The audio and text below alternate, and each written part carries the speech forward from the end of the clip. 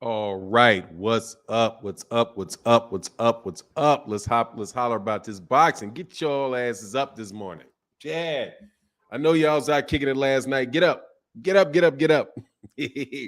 Brandon Tudor in the building. What's going on, man? Cal Coolett in the building. What's good?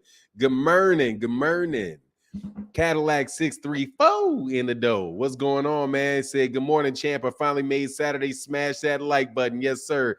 Patrick Bell in the building. What's going on, Patrick Bell? How you feeling?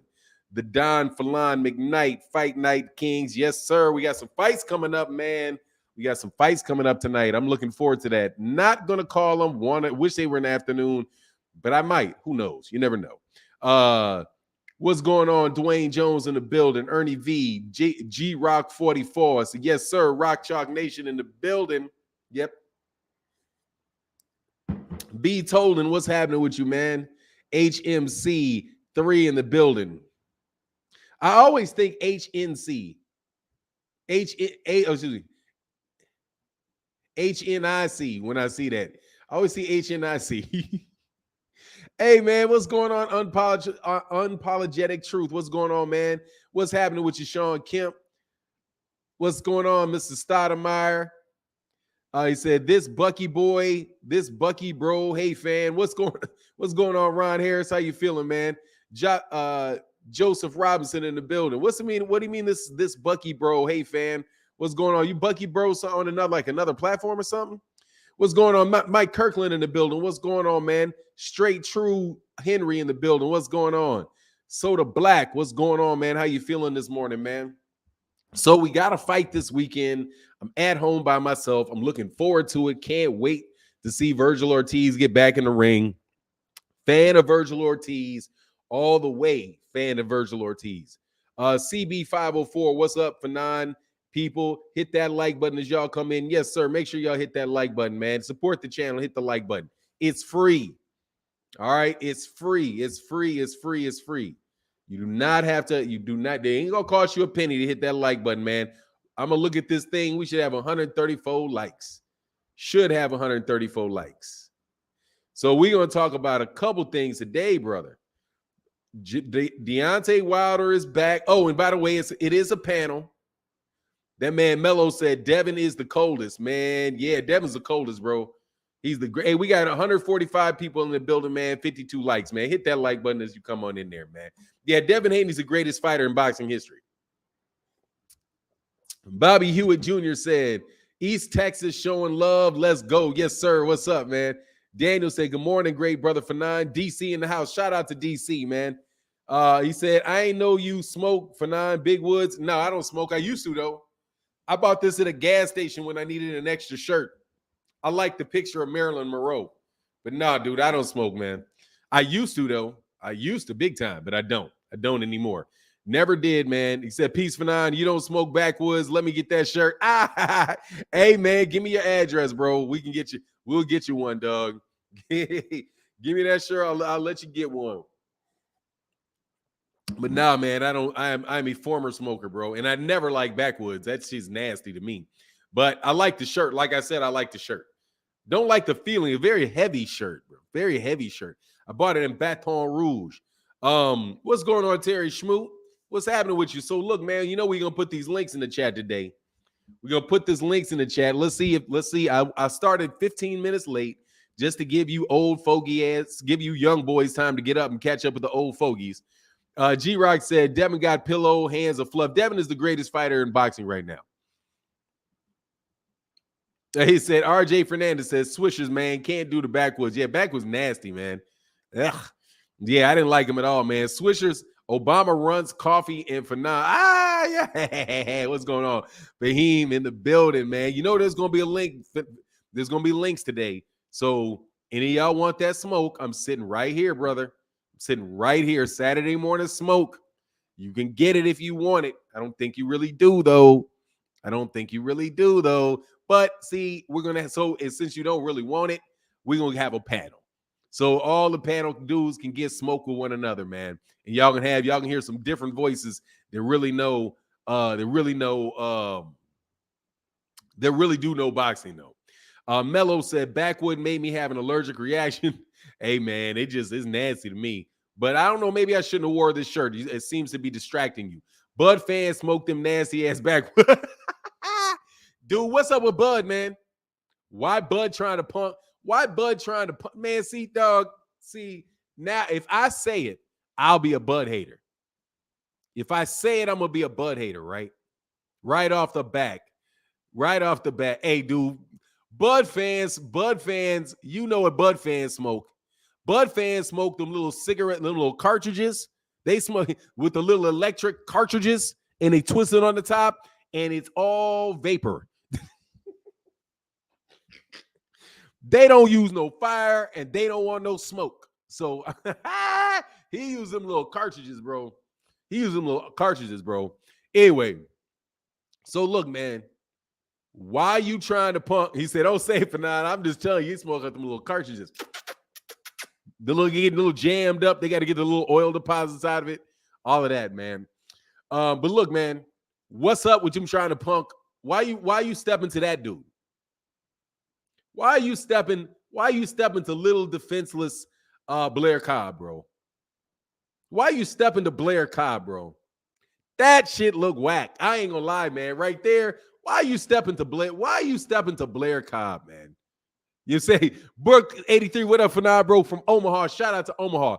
Brooke 83. Why your boy stepping to Blair Cobb, man? You gotta explain to me what is that about, bro? First and foremost,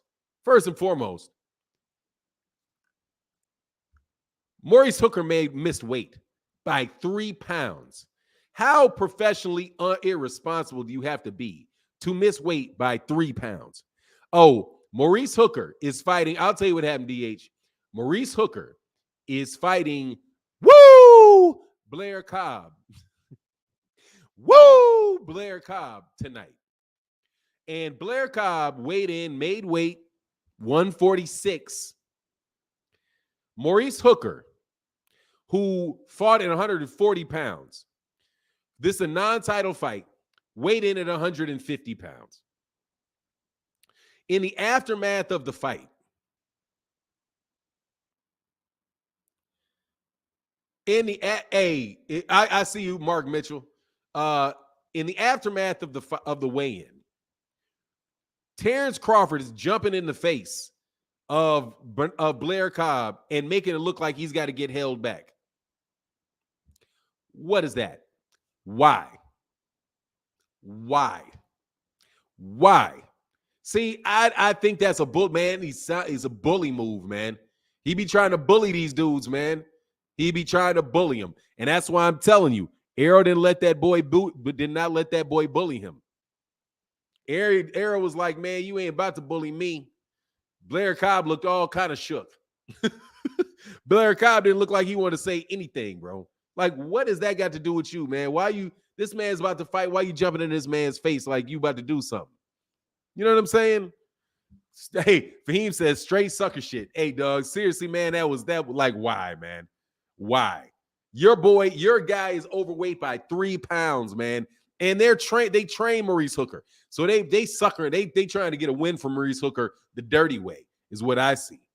Mark Mitchell, though. Hey, man, much love to everybody. I don't think anybody super chatted, but I'll say thank you to anybody who supports the channel in that super chat and that Cash App. Thank you guys. And also you guys that actually hit the like button, because we have 100 likes, man. But we got 226 more people in here that can hit that like button. So let's make it happen, bro. But Mark said, in your personal opinion, where to go? God dog, I like that question. Basically, you asked me, who would I take, the athlete or the body snatcher? But I want to read your name, man, because I like the question. I'm gonna look one more time. If I can't get it in a second, man, you just gonna have to forgive me, Mark. There it is. Mark Mitchell said, peace, Phenom. Yo, no. That's Mark Mitchell. It's talking about this. I don't smoke. Give up my shirt. I only wear this every once in a while. I missed it, man. But okay, yeah, there you go. Mark Mitchell. There you go. Phenom, in your personal opinion, who you got between the body snatcher or the athlete? If the body snatcher can catch that athlete, give me the body snatcher. Because you ain't gonna be an athlete if he snatches your body. You know what I'm saying? Hey, But Mike Kirkland said, for my favorite YouTube channel. Thank you, brother. Mike Kirkland, thank you, bro. Thank you for that support, bro. It's big. Thank you for that support, bro. It means a lot, man. Thank you, brother. And my man, Timothy Stoudemire, said, Derrick James actually studied Terrence Crawford and immediately told Spence, we in trouble, boy. You got to train your ass off. Man, no, he didn't. No, he didn't. No, he didn't. No, he didn't. Hey, brother, thank you for that $5 holler. Thank you for the $5 holler to my man, Mike Kirkland. No, he did not do that. No, he did not do that. Oh, my bad, DH. He said Bud is going to drown. Hey, man, all I know is Bud out there trying to punk dudes. Why? For what? I don't understand it, bro. I don't understand it. What? The Jaguars can't have shit. That ain't for me. All right, cool. You know, the Cash App sometimes comes through a little slow. Oh, it did not come through slow. It's right there. Thank you. Much love in that. Oh, yeah, big time, bro. Thank you so much, brother, for your. Oh, or is it? Yes, there it is. My man, Mr. Tolden in the building said it for its fight night. Yes, sir. Yes, sir. It's fight night. Let's make it hot. Much love in that super chat, brother. Thank you so much, dude, for the support. It keeps the channel going, bro. Thank you. And my man Darnell Hayes in the building, DH in the building, said, blessings, brother. Team Spence all day with the big yellow. With the big yellow. In that Cash App. Thank you, brother. And you know the yellow's the 10. Thank you for the big yellow 10 in that Cash App, brother. Thank you for keeping the lights on. You guys are the ones that really do make the channel push, bro. Thank you, bro. That's real supporters there. Thank you, sir. Anyway, so not anyway. I don't mean to say anyway because anyway almost sounds disrespectful, and I don't mean to be that at all. Trust me. Dungeon Talk said Derrick James wants Spence to take Bud out. Bud out in that way. That'll never be forgotten. Look, man. I did a video about that yesterday, bro. I was on a debunk move. First of all, Terrence Crawford did not drop that case just because Bob Arum said he didn't refile it yet. I want to get that straight on record. Dude, do you realize I was studying on that? I actually went into Westlaw and was like, man, let me figure this out because I'm not a federal litigator and I don't know. And so I looked up the procedure between the procedure when you get a case remanded from federal back to state court. Even though I really couldn't make sense of it and get a specific answer, it's a question about when exactly that remand actually takes effect. And they actually, the federal court has to notify the state court that it has remanded the case to them. So the clerk of the federal court has to send a note to the state court, has to send an official notice to the state court. And then from there, the state courts are probably going to have to notify the parties. But so I don't know how long it takes. In 6 weeks, all this crap be taking a long time. And I don't think that they can the one thing is I don't think that they can mess with their original filing because that would change the case. But anyway, just because Bob says that it's not going forward does not mean that shit's true at all. Bob said that there wasn't going to be any, that Tyson Fury was out of the rematch with Deontay Wilder. Right? He said, oh yeah, that's done. It's dead. Nah, dude. And what happened? It wound up not being dead. He wound up taking his ass to court. Okay, so just because Bob said that Terrence dropped the case because he didn't see that it was refiled yet. And I really wish I knew some federal prosecutors because I want to know when it's remanded, do you have to refile when it's remanded? Because the case is, you already filed with them. And then they moved it and it moved back. Why would you have to refile? Or do you have to refile? So I don't even know if you have to refile. They could just be waiting on a date. Telling you, man, you better watch that stuff, man. Anyway, hey, what's going on, Rise Podcast in the building? How you feeling, brother? Mello said Canelo got his ass whipped by Bivol, so Canelo said, let me fight somebody else. Oh, yeah, he was a smart guy. He didn't go back for that, man. Mike Cardenas in the building. What's good with you, brother? I'm good. Brilliant Boxing Media said, greetings, Fanon. Greetings, chat. Considering their weights, who do you think hits harder, Bud or Spence? I don't know. I ain't got hit by either one of them. So I couldn't tell you. I think they both hit hard enough. Let me tell you that. I think they all hit hard enough, bro. Hard enough. So anyway, yesterday, I just wanted to say that I did two things. One, and I wish y'all would actually read the video, like listen to the video. Because honestly, man, if you're one of these dudes who just reads the title and talk, bro, I don't care nothing about you. You know what I'm saying? Because you didn't watch 3 minutes. You ain't watched 3 minutes of the video, dude, to hear what I said. You just make a comment. You just make a comment as soon as you read the title. And the title be having a question mark on it. So anyway, yesterday I rebutted the idea that Errol that Derek James said that they needed to do something special for Terrence. He said what he said was that he hadn't even studied him yet.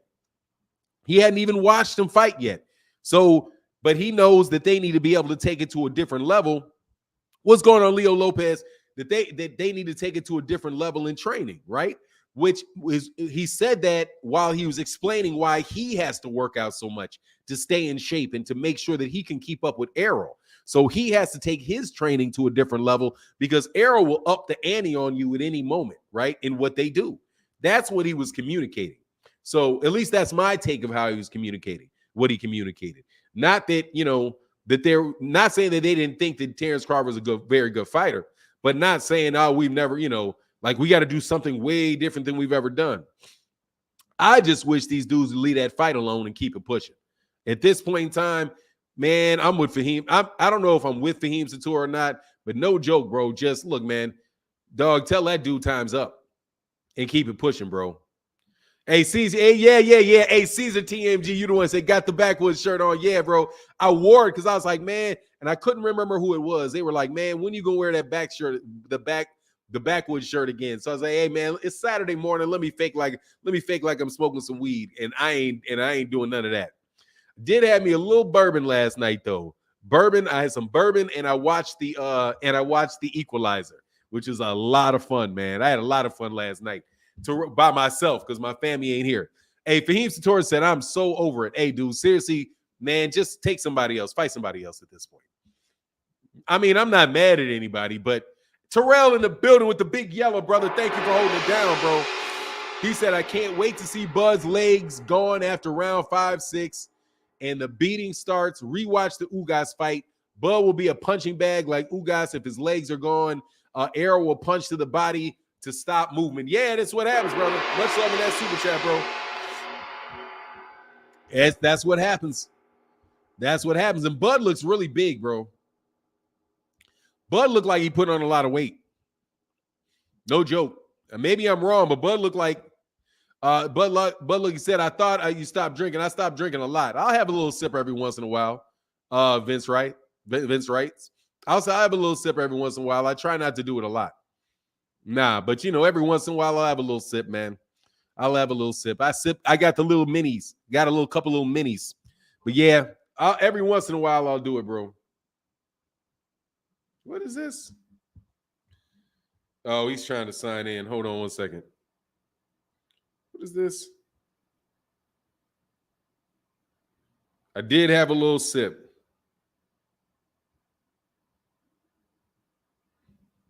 Hold on one second.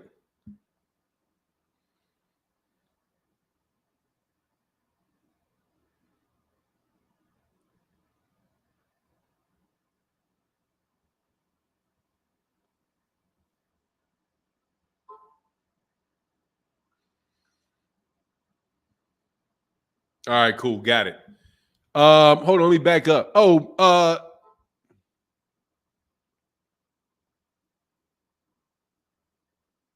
My bad. Hey, my man DeMarcus in the building. Much love with that yellow, brother. Thank you for that support. Say, what's good, my brother Fanon? Love the channel and half the support. Thank you, DeMarcus Gilbert. Means a lot, bro. Thank you, man. Because we up in the morning. We up here Saturday morning. We gonna have a panel today as soon as these dudes show up.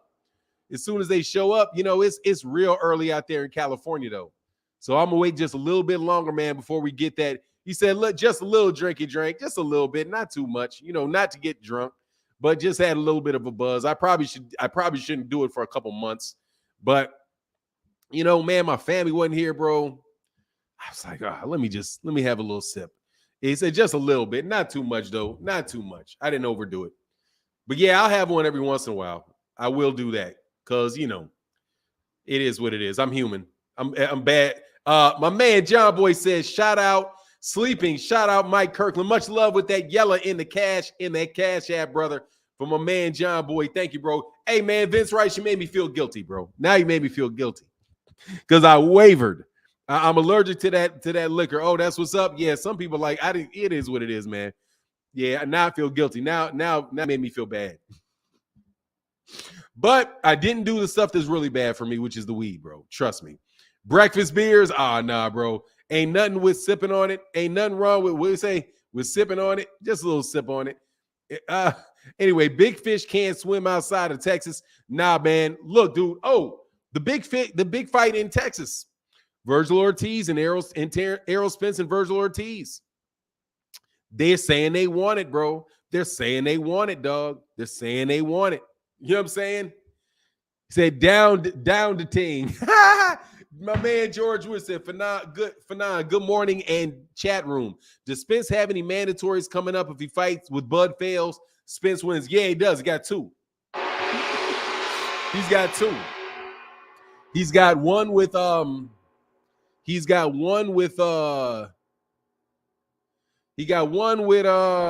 what's his name? Amanda Standing Ansys, I do believe. And then he has one with Jaron Ennis for the IBF. Now, the thing is that he doesn't have one with the WBA because as a super champ, I don't think you have the mandatory with the WBA. I don't think there is a mandatory. I think it's more like you get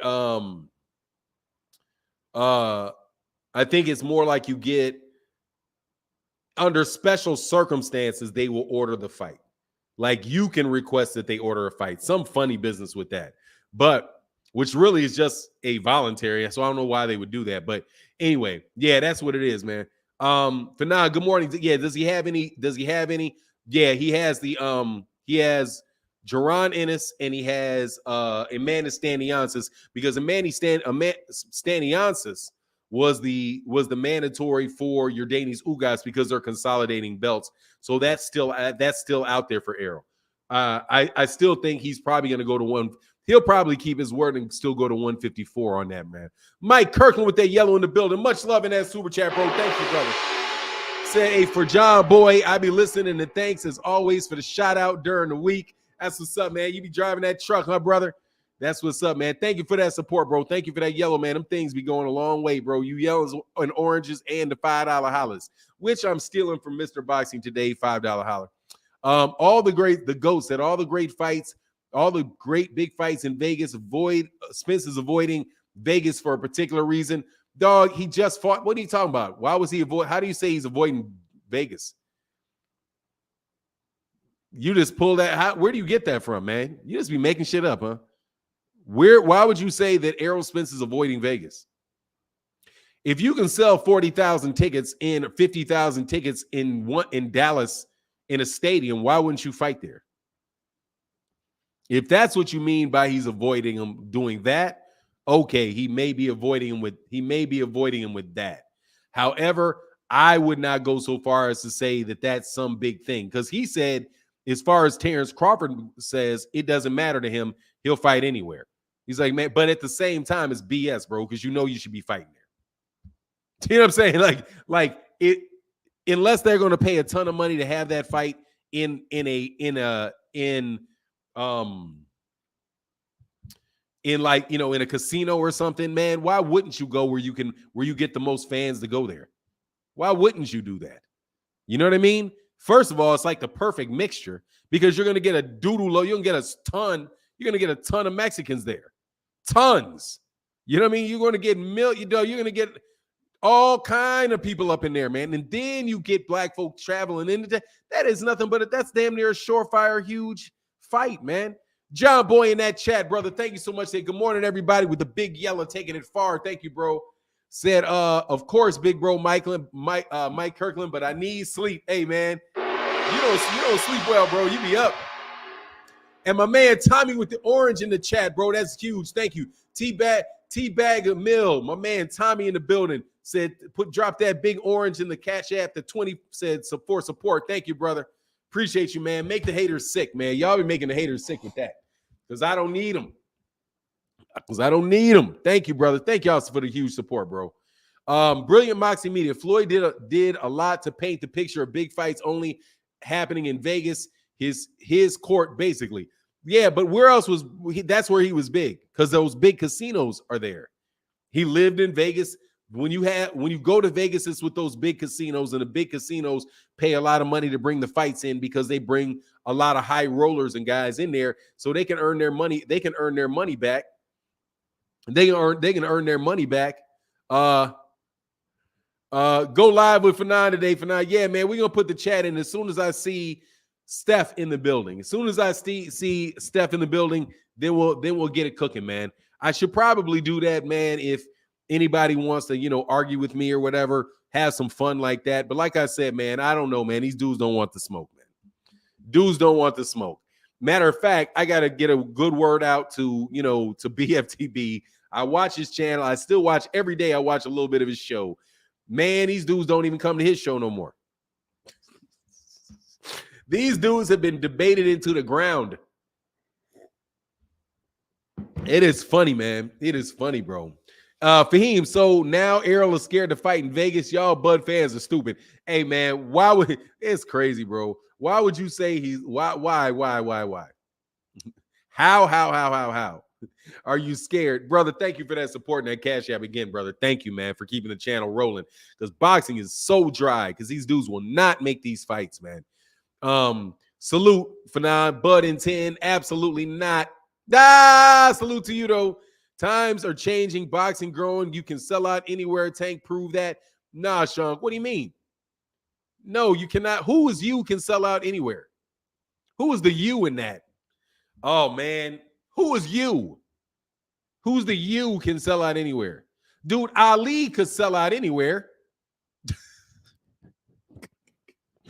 Floyd could sell out anywhere at the point in time when he was the man. He could sell out anywhere. What do you mean? Like Errol can sell out anywhere.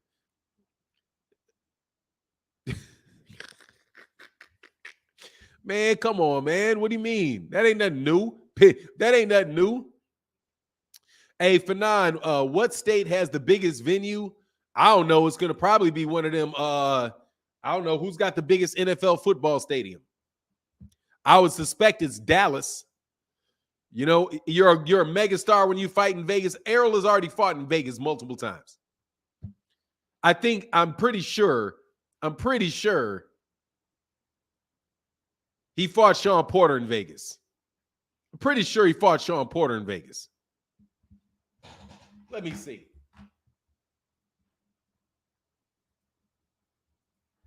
Let me see.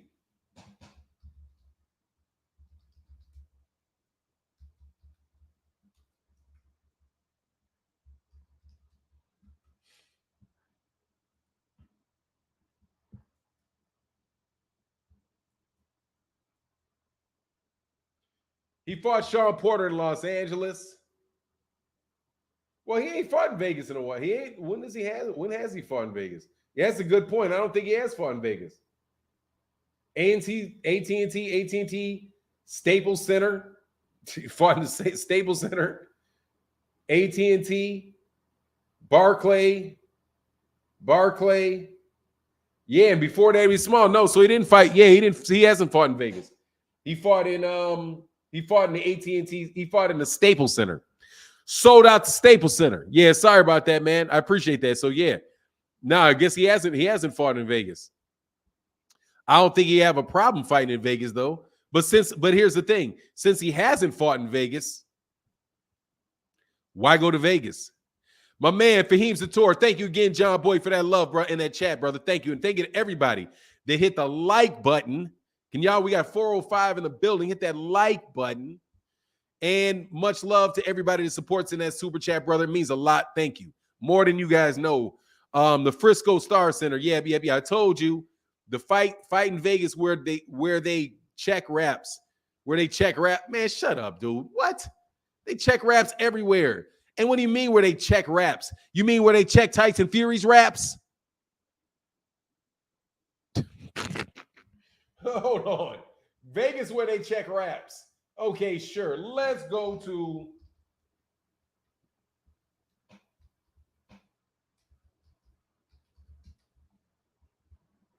where they check raps.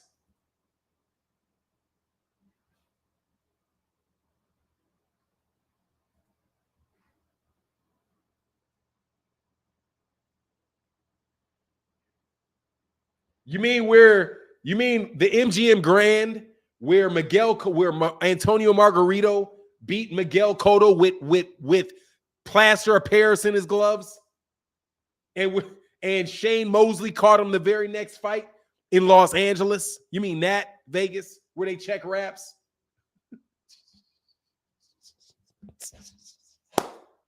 He fought. He literally got he. You crazy, bro. You be making stuff up, man. Anyway, Robin Soto, much love in that super chat. Robin Soto in the building. Thank you for that support. Man, it means a lot. Thank you, brother. He said, good morning, brother. Keep talking facts. Team Bud, Team Lord Haney, Team Fanon. Thanks for the like on Twitter all day, man. Hey, dog, that was nice, man. That was nice, bro. Out there working, bro. Out there working, brother. Throwing them hands, man. Working on shadow boxing. Working it, man. That's what's up. That shit was encouraging to me, man. That's encouraging in a lot of ways, bro. He said, got him. Oh, yeah, got him. Yeah. Brock Crowder said, yeah, that place. Exactly. The place where you can load wraps up, where they let you get in there with gloves that look like isotoners. That Vegas, right. Justin Delo Cruz said, Fanon, I see the backwards shirt. Are you a smoker or just a shirt? Just a shirt. Just a shirt. Former smoker, though. Former, I used to, but never backwards. Can't stand that. Vegas, Spence fought 7 times in Vegas. What did he fight early or something? Because I swear I just looked and I didn't see any of the big fights that he did in Vegas. But anyway, it is what it is, man. What's going on, Big Blunts and Boxing? What's the deal with you, bro? Fanon, you saw, oh yeah, JT, that dog. Seriously, you know what that is? He dog. I'll tell you this, JT. When I saw that, I was like, dude, this guy's gonna get killed by a real boxer because he can't go left. He can't move left. He can't move left. He can't take 2 steps to the left. Dude, that's a slip in 2 steps to the left. I'm telling you, he's like a basketball player that can't dribble with his left hand. He can move to his right. He can't move to his left. Like the reason that he ran is one thing, but why did he start? He turned his leg because he can't go left. Because he can't go left. He has to go right. I bet you if I go back and look at his fights that he circles to the right the whole fight. And that these guys that are fighting him are all going one direction. They're swimming in a right. Man, Fahim Sator is so biased against Texas. Yeah, dog, that right there showed, oh, dog, no. You can't move right. You can't move left. You only go right because that's tough. I mean, no joke. That your brain doesn't work that way. Your brain says go that way. You're saying your brain goes, you go that way. You go right. To go left is awkward. To step to your left. So that's why he had to turn his leg all the way over to the side and go. I mean, who is they, man? I don't know. Texas rob you blind? I don't know. Vegas will rob you blind too. Vegas will rob you blind. I think you get robbed blind anyway. Shame the devil, dog. I don't know nothing about that. I don't know nothing about that. I ride with Texas. I'm in Texas. I can't say nothing bad about Texas, but I have heard that heard that said before. I said, or he'd be going goofing. Oh, or he could have been goofing off. And nah, dog, he wasn't goofing off. That man literally was about to trip over his feet. No, he wasn't joking. That was a hook. That man hooked. He did not joke around getting away from that wide hook that big ass dude threw. He saw it coming and he had to turn. He turned his leg and ran and then took several steps and then had to readjust himself. I'm telling you that's because he's not comfortable going left. If he was a regular boxer, he wouldn't have to do that. He would have just dipped underneath and shuffled. He could have been out of the way damn near just as fast with 3 shuffles, with a slip and 3 shuffles. Why would you turn your hips and run over there? Dog, I'm telling you, that's being an amateur, bro. That's being an amateur. And that's like when you see somebody and playing basketball and you're like, dude, this guy just goes right. Just make him go left. Make him go left. You know what I mean? Make him go left. He's really good going right. Make him go left. Right? Telling you. T. Wells, what's going on, bro? He said, okay, bro, I thought he was just acting goofy. Nah, bro. Look at that again. Look at how he tried to get out of there. He didn't dip and slide. He dipped and turned his hip. He dipped. He went like this. He dipped and turned his hip is what he did. That's what I saw. I saw a man dip and turn his hip. Man, my man John Boy in the building, brother. Hey, 00 for non-smoke supporting the Stoners today. Ha ha. John Boy said, wasn't Wilder's fights in Vegas? I'm sure that long count wasn't legit. Much love in that super chat, bro. Yeah, it was. Oh, is he a southpaw? It's usually easier for an orthodox fighter to go to the left. I don't think so, man. Are you saying? But look, I don't know. I don't think he's a southpaw. I think he's an orthodox. But it looked real awkward. Maybe I'm wrong then. If it's easier to go that way, you would know better than me. Why would it be easier for a southpaw? Why would it be easier? He had to turn his back foot over the top of his front foot. I don't know, man. That's what it looked like to me. Simon Cole said, Fanon, what's your perspective on Joe Joyce and Joseph Parker? I don't care. I think Joseph Parker can pull it off. It'll be an interesting fight, though. I think Joseph Parker can pull it off, though. I think he can pull it off. Joseph Parker's got nice hand speed. He's got good endurance. He should be able to win in a decision. It's either going to be a knockout for Joe Joyce or it's going to be a decision for Joseph Parker. But I think Joseph Parker can box well enough to cause him that problem.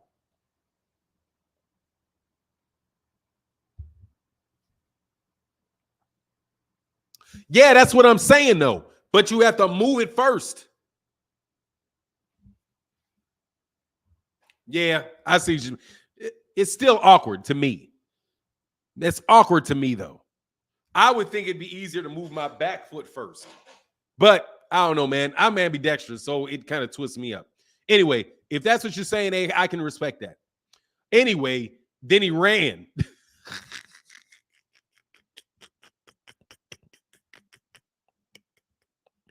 Ooh, then he definitely ran, dude, because he definitely put that back foot in front of his front one and went all the way like that. It's like he ran that way. Well, he did run that way. No, because you're moving away from your right hand. Anyway, yeah, I'm doing the panel today, man. Absolutely. I'm waiting for Cass to get here. But I appreciate that, bro. Thank y'all for that breakdown. Ramon Clark said, Fanon, Errol have the skills to beat Bud. If so, Derek, say go to another level. It's to stop Bud. Remember, we haven't seen the best Errol. It's scary. Dude, he never said any of that. Ramon Clark, he didn't say that in relation to Terrence Crawford. He didn't say it in relation to Terrence Crawford. He really didn't. That was the point of that was the point of the video that I said. He said, Fanon, but he's just learning how to box, no rhythm. Dog, that's what it looked like to me. I mean, however you phrase that. Dude, the way that he turned, dude, he could have got clipped in the back of the head and it would have been his fault. You know what I mean? He could have got clipped. He could have got clipped. He got clipped in the back of the head. And it was very, very clear that Hasim Rahman was not really trying to throw that jab. He does not want that fight. Hasim Rahman is so much bigger than that dude. That dude, man, seriously, man, come on, bro. That dude was going to be dead after 10 rounds. Running around, man, please. That dude was going to get hurt, bro. That dude trying to drink, man, you acting like you want to fight that big dude, man. You try to get out of that fight, man. When you just seeing him in the ring together, dude, he ain't trying to fight that dude. Man, that dude does not, they don't look like they're anywhere near the same weight class. Man, he better stay away. You know what I mean? He said, anyway, what's up with all the racist trolls coming at the GWOAT? What's with racist trolls coming at the GWOAT for saying she said that she wanted to be a white woman, that she wanted to be a black woman? That's what they do. They always look for some reason. Always look for some reason. But she said something she probably shouldn't have said. She don't know if that's true. Do you know what I'm saying? Like, I thought when I heard her say it, I was like, you don't know if that's true. Why would you say that? Like, that was my take on it. That was my take. I don't think she spoke badly about white people. She's like, she wants to be me. She even wants to be black. What did Savannah Marshall? What she wear loop earrings or something? Like I don't get that. I didn't get why she wants to be black. I don't get that. You know what I'm saying? I didn't see that. You know what I mean? I didn't see that. Michaela Meyer, you may put that on Michaela Meyer, maybe. And even then, she just giving it up to black dudes. I don't know that they actually. So my take on the matter was, why would you say that? Them chicks, I'm trying to tell you, man, why would you say it? This is kind of a silly thing to say, but racist trolls, they're always going to say something. So screw them.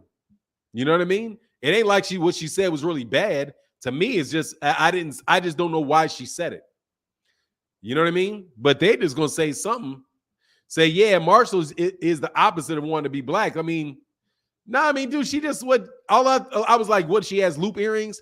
Like that's a sign of a almost a good sign of Oh yeah, James said R.I.P. Johnny for John. I'm fame John 45-22. Give me the 10 count for the boxer. Yes, sir.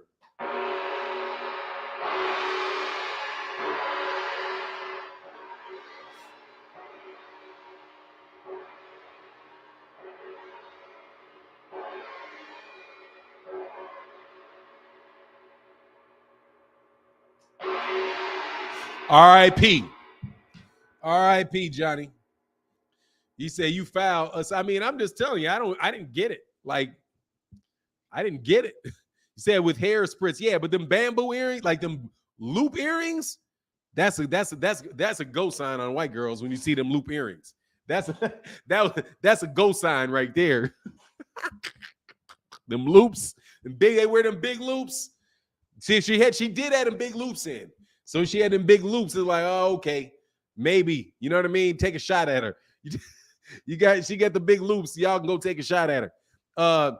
Soda Black, what's going on, bro? Said my lady is pregnant. Can I get a gong? Oh, yeah. Also, 3 reasons you feel Errol beats Charlo. I'm a fan. I have Charlo off being able to take the hits and hits harder. Much love in that super chat, bro. The southpaw neutralizing the jab.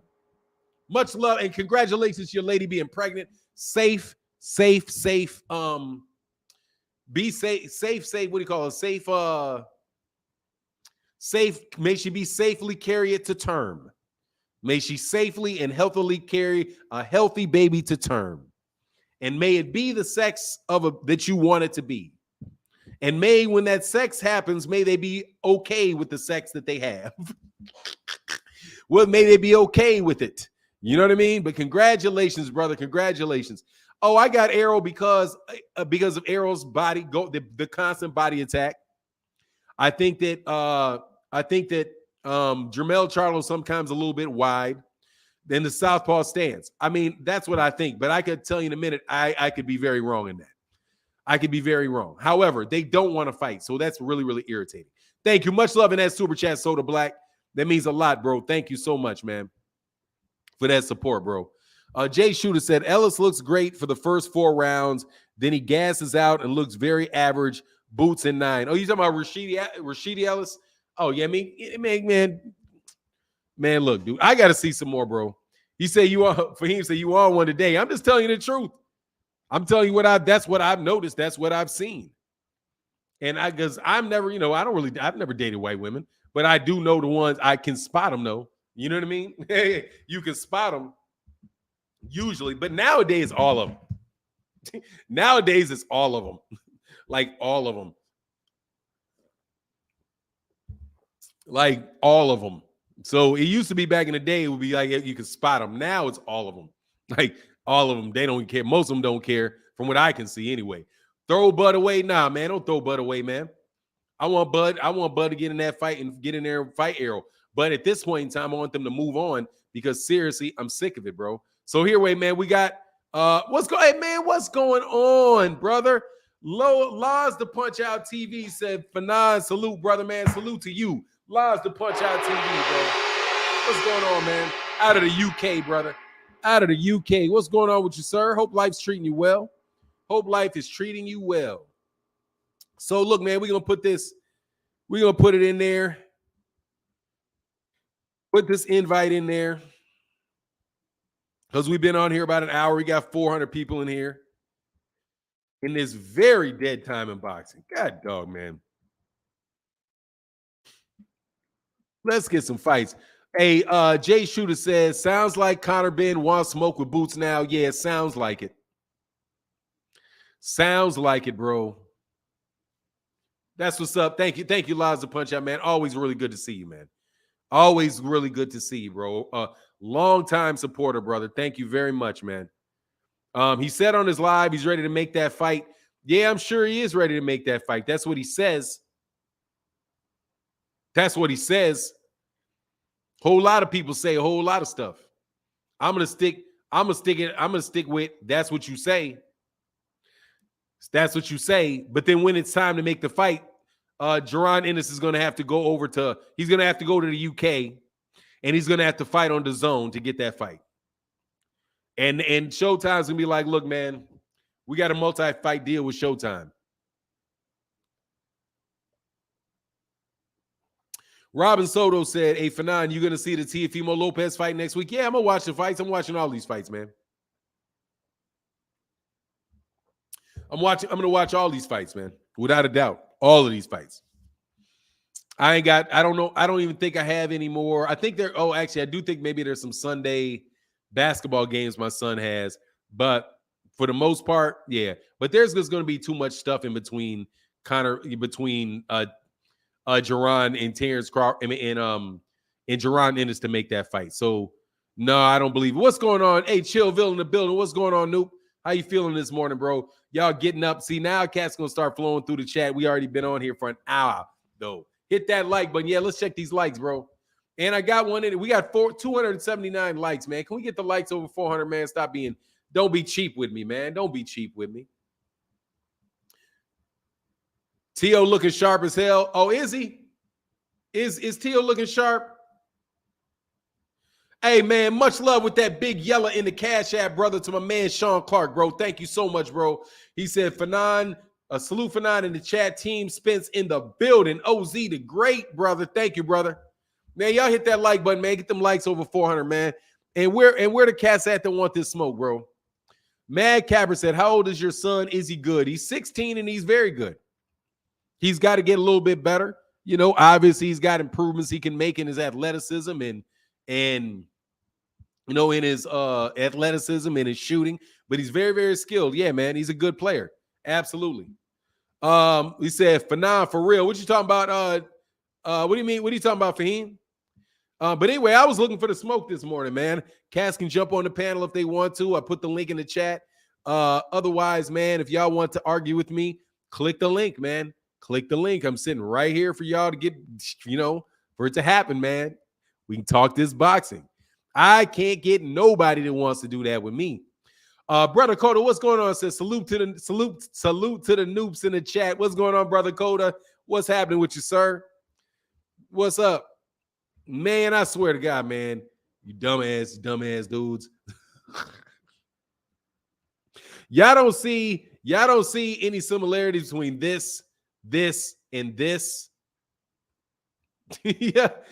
Anyway, man, still, bro, I shouldn't have done it, but I did it, and y'all did not get it. Anyway, GOAT, he said, GOAT, why would he fight at a smaller venue when he's selling out a football stadium? Dude, he shouldn't, man. Look, dude, Terrence Crawford should just get in the ring and fight. No joke. Cut it with the prima donna stuff. Chillville was laughing. I'm trying to tell you, man, Cass did not understand that one at all, man. Smaller venue can sell 5,000 a seat. Noise bleeds. Look, man, will you stop that? You just threw up BD? No, I did not throw up BD. This right here is old school Noop. This is a Noop. This right here is, God dog, what was this? I do believe, yeah, but it's still the three. It's still a triangle. It's still threes. Yeah, that's BD, but that may be BD. I don't know. That may be Vice Lord. I don't remember him as well anymore. But that right there, dude, is still threes. It's all the same.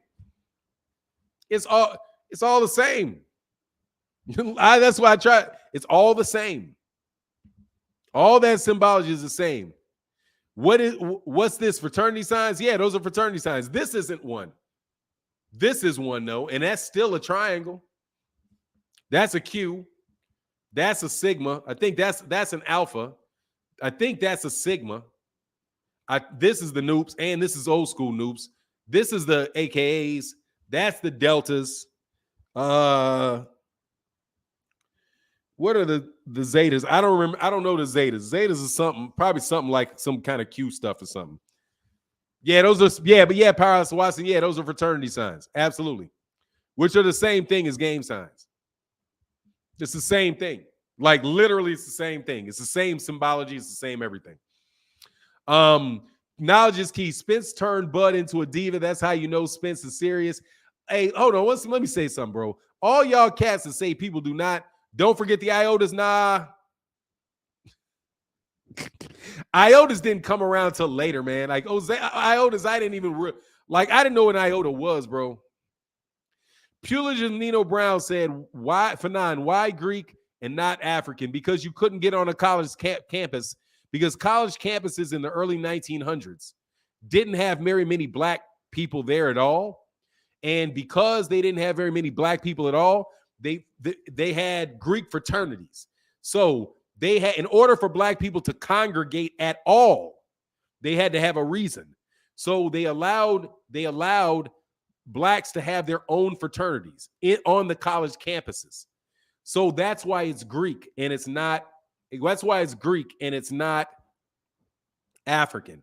Also, philosophy, right? The discipline of philosophy was associated at the time with the Greeks. So if you have a higher school of learning, all of that, it comes.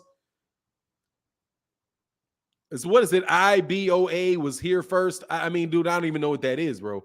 All I'm just trying to tell you, that doesn't mean you're not telling the truth. I'm just telling you I don't know. And we were the chapel that makes it, we were the chapter incorporated, which makes it legal. Yeah.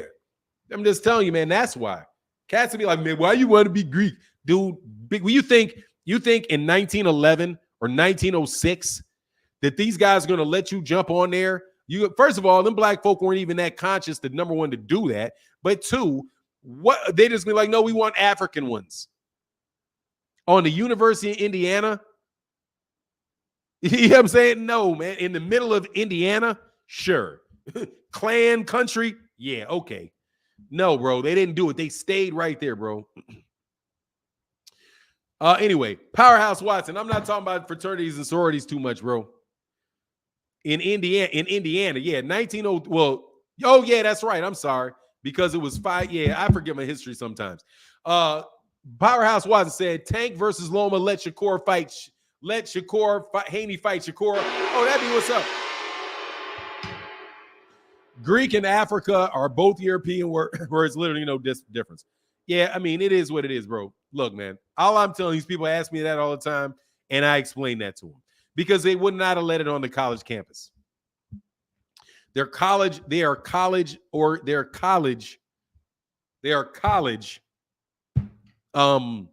organizations. And you afterwards, for the most part, a lot of times you go to work for white people afterwards.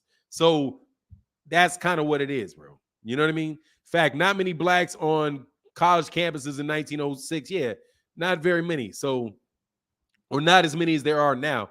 Anyway, Bud waiting for Spence to grow out of the division. I don't know, man. I don't think he is. I just think he's being a prima donna.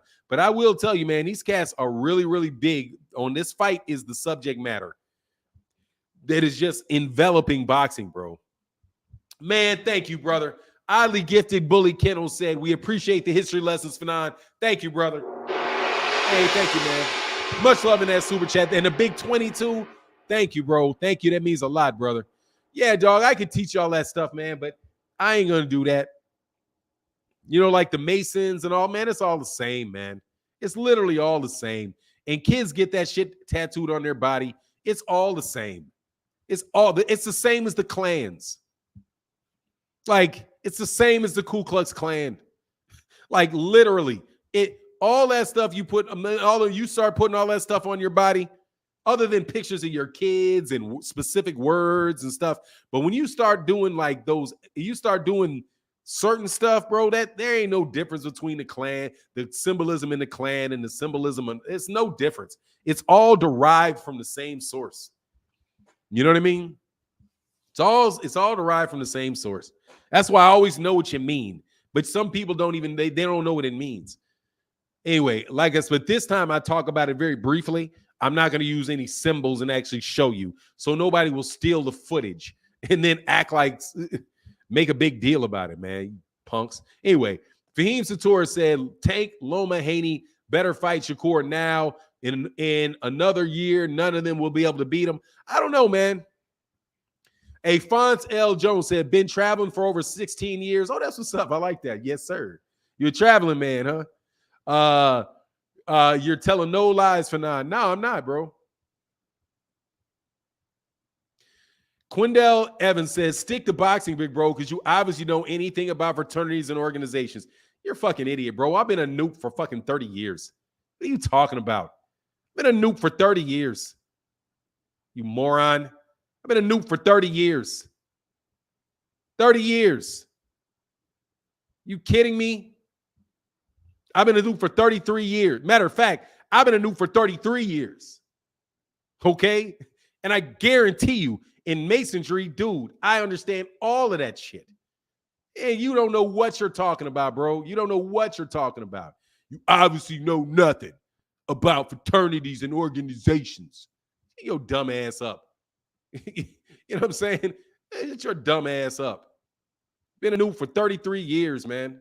I've been a noob for 33 years. I crossed the sands in the real fashion, you bum. I was made. You bums are frauds. Okay? So since you want to say it, let me tell you, bro, I was made. Y'all some frauds. Y'all most of y'all, if you knew, you bunch of gay frauds. Okay? Panty wearing frauds. All right? So you say what you want. Half of y'all some panty wearing frauds. Straight up fraud. Don't touch me. I'm gonna call my daddy. Wearing skirts and shit. Wearing skirts to meetings. Man, y'all better stay up on my face, bro. I don't even say I'm a noob. I don't even say I'm a cap. I'm a noob. What y'all talking about? You obviously don't know anything. Anyway, T. Wells said that's why HBCU was created. Back to boxing. I'm just here to troll Bud fans. Yes, sir. Tell him put on his big boy pants. Salute, and much love to the chat. Yes, sir, bro. Absolutely. Hey, and somebody throw that clown out. Somebody throw that clown out. It's the same shit, bro. It's the same shit. Kenneth Johnson, much love in the super chat, bro. With the same codes, created by the same people. Kidding me? He said 33-year-old Kappa talking about it's all in Europe. That's not true, big bro. It's all African. Shut up, you moron. Shut up, you moron.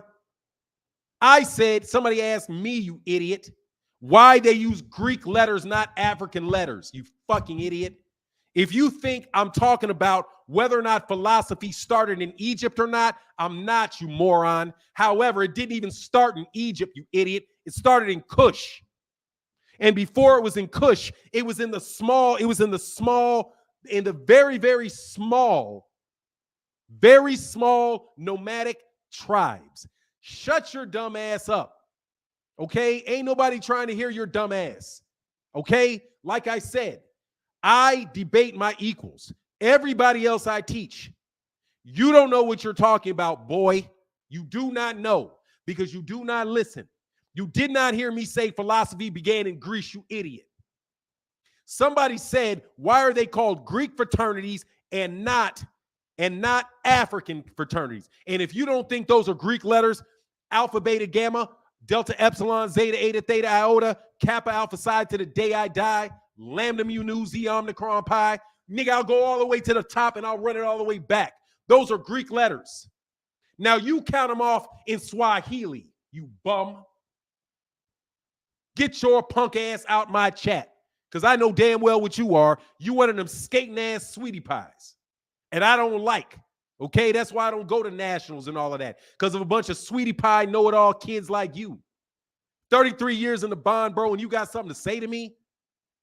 You obviously ain't in nobody's bond because it's deference and it's altruism. So why you talking? Don't act like you know. You don't know. I know. I know. Talking about, oh, well, it's African. Really? Where? Which one? And why are you using the word African then? Just like the guy pointed out. When you're Nigerian, shut your dumb ass up. Anyway, sorry about that. Get the fuck out of my chat, you moron. I can't stand you new wave niggas. Shut your ass up, bro. Pull your panties up, bro. Get your pink fraternity shit and fingernail polish and get the out my face, bro. Sorry, bro. Sometimes I got to do it, bro. I don't like that. I'm a noob. I'm a real one. I'm a real one. I'm not a fake one. I'm a real one. I didn't get it in graduate chapter. All right? I didn't get it. I didn't walk. I didn't skate. All right? I played for damn near 6 months. Damn near 6 months. I had a broken hip. I pledged in the 80s when they went at it. Not y'all punks. Anyway, back to boxing. I can't stand dudes like that, man. Sorry about that. So anyway, ask a boxing question, bro. We back on the boxing. Talking about 33 years in the bond. And you're acting like, man, get your punk ass out of here, man. That's why the bond sucks right now, bro. You know what I'm saying? That's why the bond is in trouble, because of clowns like you. Talking and not knowing. Hit the like button, bro. Man, hey, they got their Greek alphabet from the Phoenicians. Look, man, I'm not into that because you know why? Because everybody knows what we're talking about, bro. Everybody knows what we're talking about. I'm not interested in that. You know what I'm talking about. Everybody knows what I'm talking about. You know what I'm talking about. So leave me alone. You know what I mean. I'm not going to run around and say the Phoenicians, and that ain't no shot on you. I'm not about to sit there and talk about Phoenicia. It's a very, very simple conversation. Why are the fraternities that are incorporated in the United States not African? Why do they call themselves Greek? And the very simple, straightforward, true answer is when they were founded, you would not have been. They were already Greek fraternities with Greek letters on in the colleges. So they took advantage of the laws of the college that allowed people to have Greek organizations, and they founded their own organizations. That's what they did. So that's the answer to your question. Stay on the facts, bro. Stay on the simple topic. Anyway, we on the boxing. What's going on, and the only 114 in the building? Man, stop complaining like a fucking bitch. You want like a... like a what? I'm sorry. Huh? I'm sorry. What'd you say? You know what I'm saying? What? Get your bitch ass out my chat, bro, and come back. Get your bitch ass out my chat and come back. Stop, bro. I'm sorry. Hey, Mike Biggs, come on back, bro. Why you blah, blah, blah, blah, blah? Come back again. I missed what you had to say. Out of my face. Anyway, for now, me and my family are watching you. Oh, I'm sorry. It was the punk I threw out, bro. Because I told you a punk, bro. Go on ahead about your business, bro. Zoe Morris in the building. What's going on, man? Yeah, you showed your face, bro. What's up? What's going on with you, big dog, man? Huge fan of the show. I'm chilling, brother. How you feeling, man? Oh, man, I feel good. I kind of want to backtrack, man, about, I mean, as far as this Bud Spence fight or whatever the case may be, would you agree that if it doesn't happen by the end of August, August 30th or 29th, how many ever months it is, that the fight not going to happen, period, that we pretty much not going to get the fight? So you said they don't announce it by August? Well, if the fight isn't made, pretty much for the fight to happen this year, we got pretty much 28 days, 28 days, however many months is in August. Like yeah. I think they got about 3 weeks, because if they don't say it before, like say September, then you got September, October, November, December. So it's like 4 months. It's like 4 months. So yeah, absolutely. I think that they need to get it. They need to get it. Okay. All right. That's all. That's what I wanted to talk about, man. I just wanted to see if you had any inside information or any type of thing you had been hearing about the fight or what's been going on with it. I wouldn't say Nah, I wouldn't say that. I don't have any inside information on it. I would just say is that because of the amount of time it takes people to have training camps, these guys are both going to want 12-week training camps. And then you have time that you have to actually promote. You actually have time to promote the fight, right?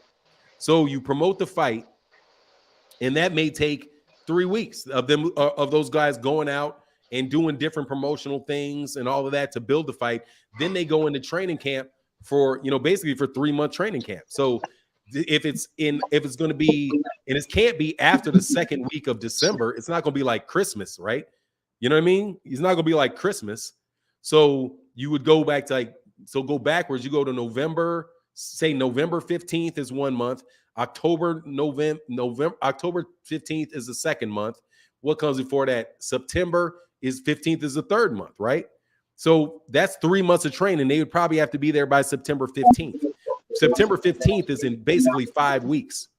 So if they don't have that if they don't do it by the end of September, that would give you, I guess, maybe 2 weeks, and then you get into it. Then you get into it after that, is what I would say. I got you. Got the noob in the building. What's going on, Chillville? What's up? All right. Morning, gentlemen. Morning. Thanks, Zoe. I appreciate you, bro. Yeah. What's going on, y'all, man? What's going on, Steve Clevin? Sorry about that, Chillville. Oh, it's all right. It's all right. You had to let them know, man. I don't know what's wrong with these cats, man. Man, you know what I'm saying, though, don't you? I already know. Yeah. Hey, I want to ask a question, man. Yes, sir. Do you think Paul the Truth Williams can beat Jerron Ennis? I want to answer that. Yeah, you can answer it. I'm gonna have to think about that. I'm gonna say no. Hey, I think Paul Williams has the height and the punch output to give Boots a lot of problems. Yeah, he probably does. Yeah. Probably does. Dude dropped off. Yeah, he probably does.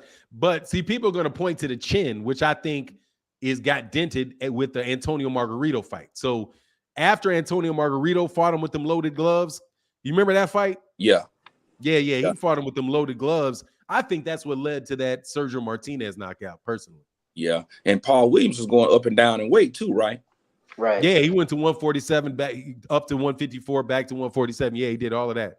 Right. And a lot of people saying Floyd ducked Paul Williams, but I said Floyd would have beat Paul Williams because Carlos Quintana. Carlos Quintana.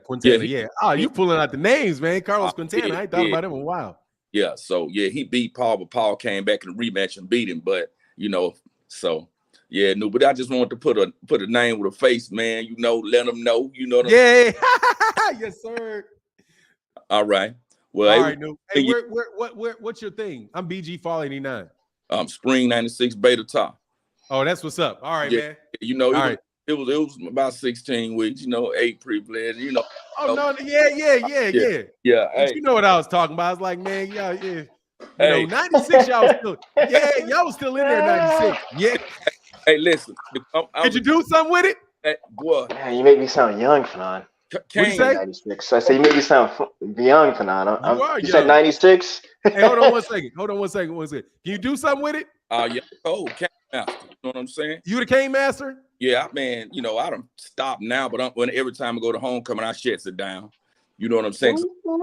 You can still put you practice for a couple days and let it go. Yeah, I touch it. It's relaxing to me. You know what I'm saying? Yeah, it is, man. I can only, I can do something, but I couldn't dance. You know what I mean? Like I could handle it, right? But I just didn't have no rhythm. I couldn't dance. Oh yeah. I used to turn Greek shows out. I'm sure. Hey man, if you'd have knew you like that, dog, them cats is nice, man. Them Cane Masters is nice, man. Yeah. So that's what's up, bro. Okay, I get what you feel, Bill. All right, man. Yeah. Word up. Yeah, man. I'm sorry, man. That's the Greek stuff. That's the old school noob too. He's a little younger than me, but yeah, so I'm sorry y'all had to hear all that stuff. But sometimes, it just is what it is, bro. I don't like them little young dudes talking crazy. They need to keep their mouth shut.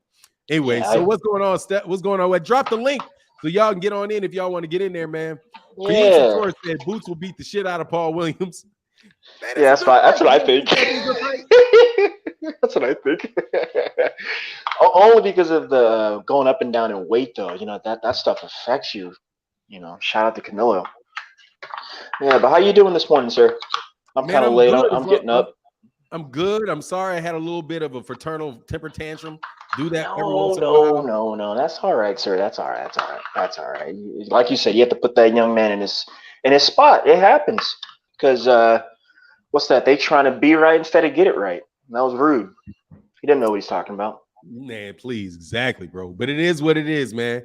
It is what we waiting on the rest of y'all. I'm gonna put these links in there, and do. And like, if you disagree with me, jump on there, bro. But I'm telling you, as soon as you start yelling at me, bro, I'm throwing you out. Yeah, we can't be doing all that. I would actually had a conversation if the dude would have, if you want to talk, cool. You want to cuss at me, bro, you out right away. I'm not doing that. So for now, you see what Terrence put out in his little interview early in the week. That was discouraging, wasn't it? Yeah, man. Yeah, it was very, very, very, very. Oh, hey, let me come on real quick. You blocked me. Oh no, did I? Oh no. Hold on, man. Hold on, man. No, I don't know how to. How'd that happen? God. Hey, hold on one second. I gotta figure out how to unban somebody. You can't even get in. The one and only 14. What's up? Man, all you do is dick suck Spence every goddamn day of your sad, pathetic life, you bitch. Fuck you, you bald-headed fucking coon nigger, monkey nigger. Fuck you. Man. Oh, man. You're a bitch ass, Fannin. You're just a bitch, bruh. Always spreading fake news out there. I'm gonna smack that bald head of yours, you fucking chimp.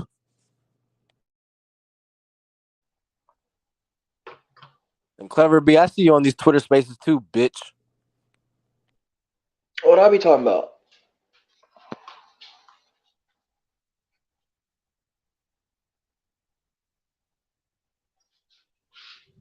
Anything else? Anything else? The one and only. You have anything else? Nothing? Dude, come on, man. Do you have anything else to say? Okay. Hey, thank you for your input, bro. I appreciate you, brother. Hey, man, fix that lisp, dog. They got speech therapists for that shit. You don't have to be spitting all in people's faces when you talk, bro. You don't have to do that. Just go get that. Go back to that speech therapist, dog, and fix that lisp, homie. Trust me. Anything else, though? Because honestly, man, I do want to let you know, bro, I really don't care about none of that. Nothing. Okay, thank you, brother. I appreciate you, man. You have a good day, man. Man. Hey, man, it's nothing but a thing. What's going on, Just Do Boxing? Hey, man, what's going on, Fernando OG, man? That last call made me want to jump up here with y'all, man. I just wanted to say this real quick. People got to learn to have more respect for people that wake up every day, consistently give you content. If you don't like the content, there's tons of other places you could go. I just don't understand the disrespect, man. The trolls, they always going to exist. But, man, that's how you know you're doing something right, man. That's how you know you're doing something right.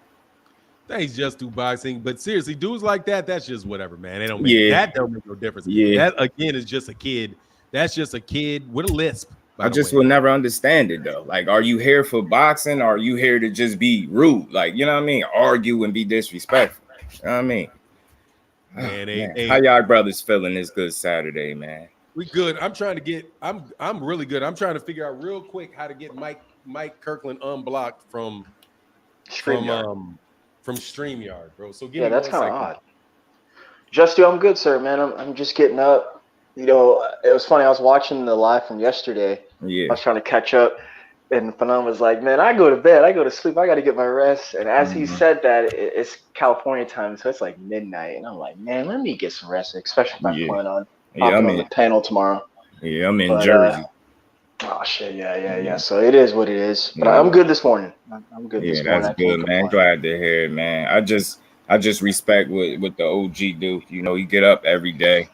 every give day. you consistent content, man. It's a certain level of respect that you should have for a person that gets up and take care of business every day, man. Mm-hmm. It's the same way I approach boxing. Like, you know, every night I ain't gonna be perfect when I speak boxing, but I try to stay somewhere in the middle. You know what I'm saying? That's why my name is what it is. Like, I try to approach boxing topics with respect intended. You know what I'm saying? I ain't gonna be perfect. You know what I mean? I do criticize fighters too, but not the way some of these guys do. You know what I mean? I'm gonna always aim for respect first and critique after that. You know what I'm saying? Yes, sir. Yeah, man. Look, dude, my take on it is, first of all, boxing should just be fun. It should. So I don't get why anybody would get mad about whether or not you think some fighter is going to beat another fighter. Why somebody like, if you think Terrence Crawford can beat Errol Spence Jr., like, that is just, dude, I may disagree with you, but that's nothing for me, dude. That is something we could sit down and have have some popcorn, bring our families together, watch the TV, watch the excitement of it. Everybody like, I told you he was going to win.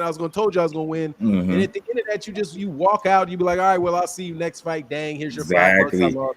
I lost on the fight. And that's all it's supposed to be. But a lot of people really, and I don't just think it's whether it's a social media or it's not, man. It's just a lot of people don't have much of a life, or they don't really know how to process their emotions. So anything and everything that they see is an opportunity for them to vent their own unhappiness, right? So like, even like, I've noticed some things like, and I will get back on the boxing, but like, if I do, like, I've done a lot of Errol Spence, Terrence Crawford videos, right? So you'll hear somebody will come in and say, well, man, I'm sick of talking about this. But then I'll do a Gervonta Davis video with Devin Haney, but they won't come to the video, right? But they'll be at every video that you do about Terrence Crawford. So you have to think to yourself, are these people really sick of it?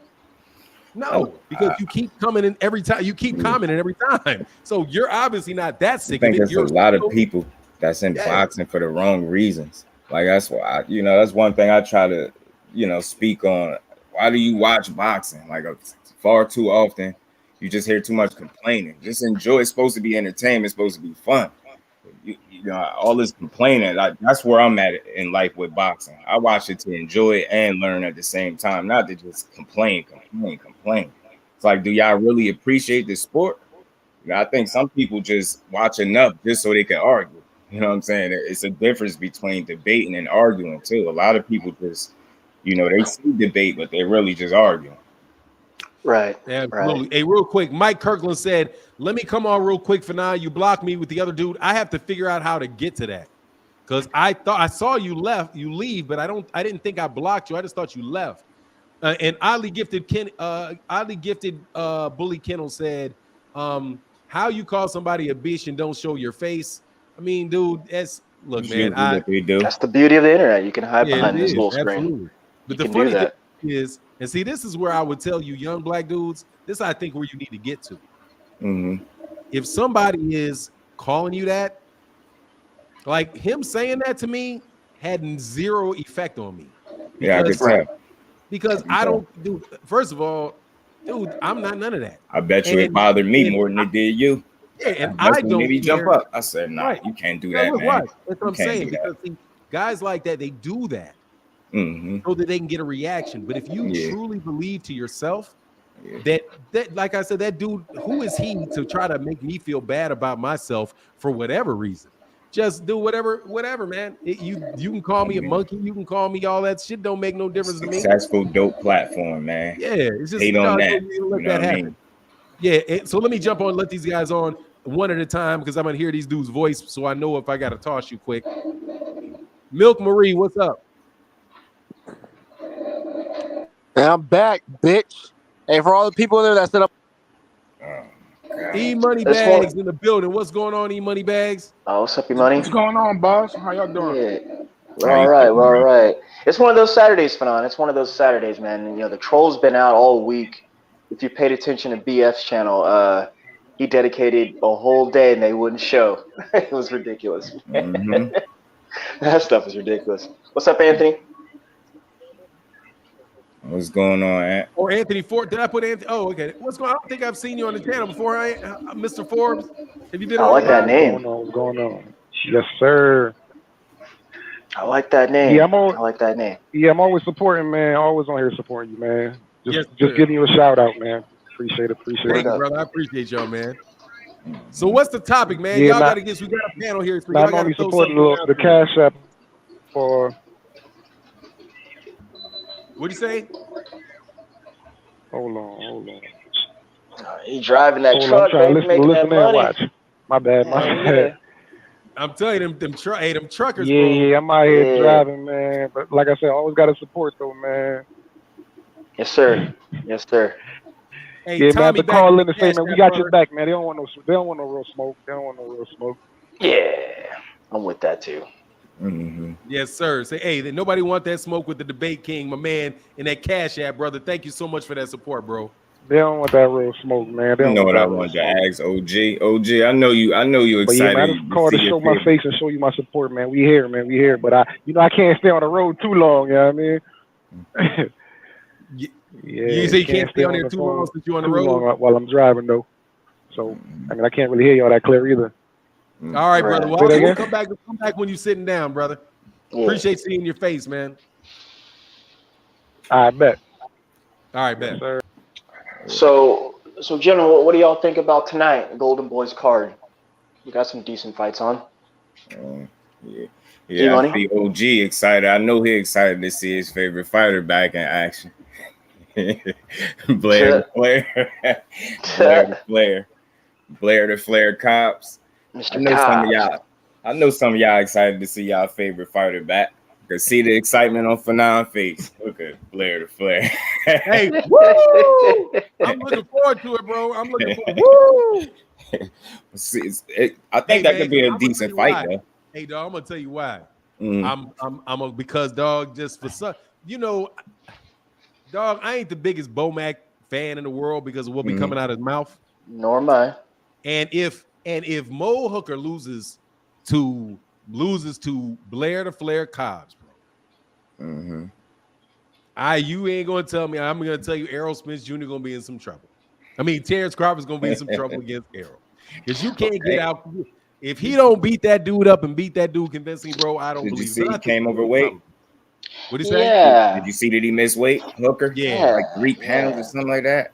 Yeah. That's not a good look. That's unprofessional. That's unprofessional, man. I hate to see it because I just don't understand the reasoning for it.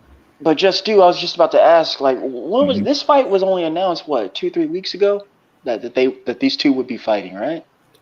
I even heard about it less than that. Like a month and a half ago, I think. Oh, okay. Just checking. So I'm getting at he's had enough time to lose some weight there. Exactly. But I don't know, man. I keep saying the same thing about Maurice. The last 3 and 4 fights, it all just depends on what he has left in the tank.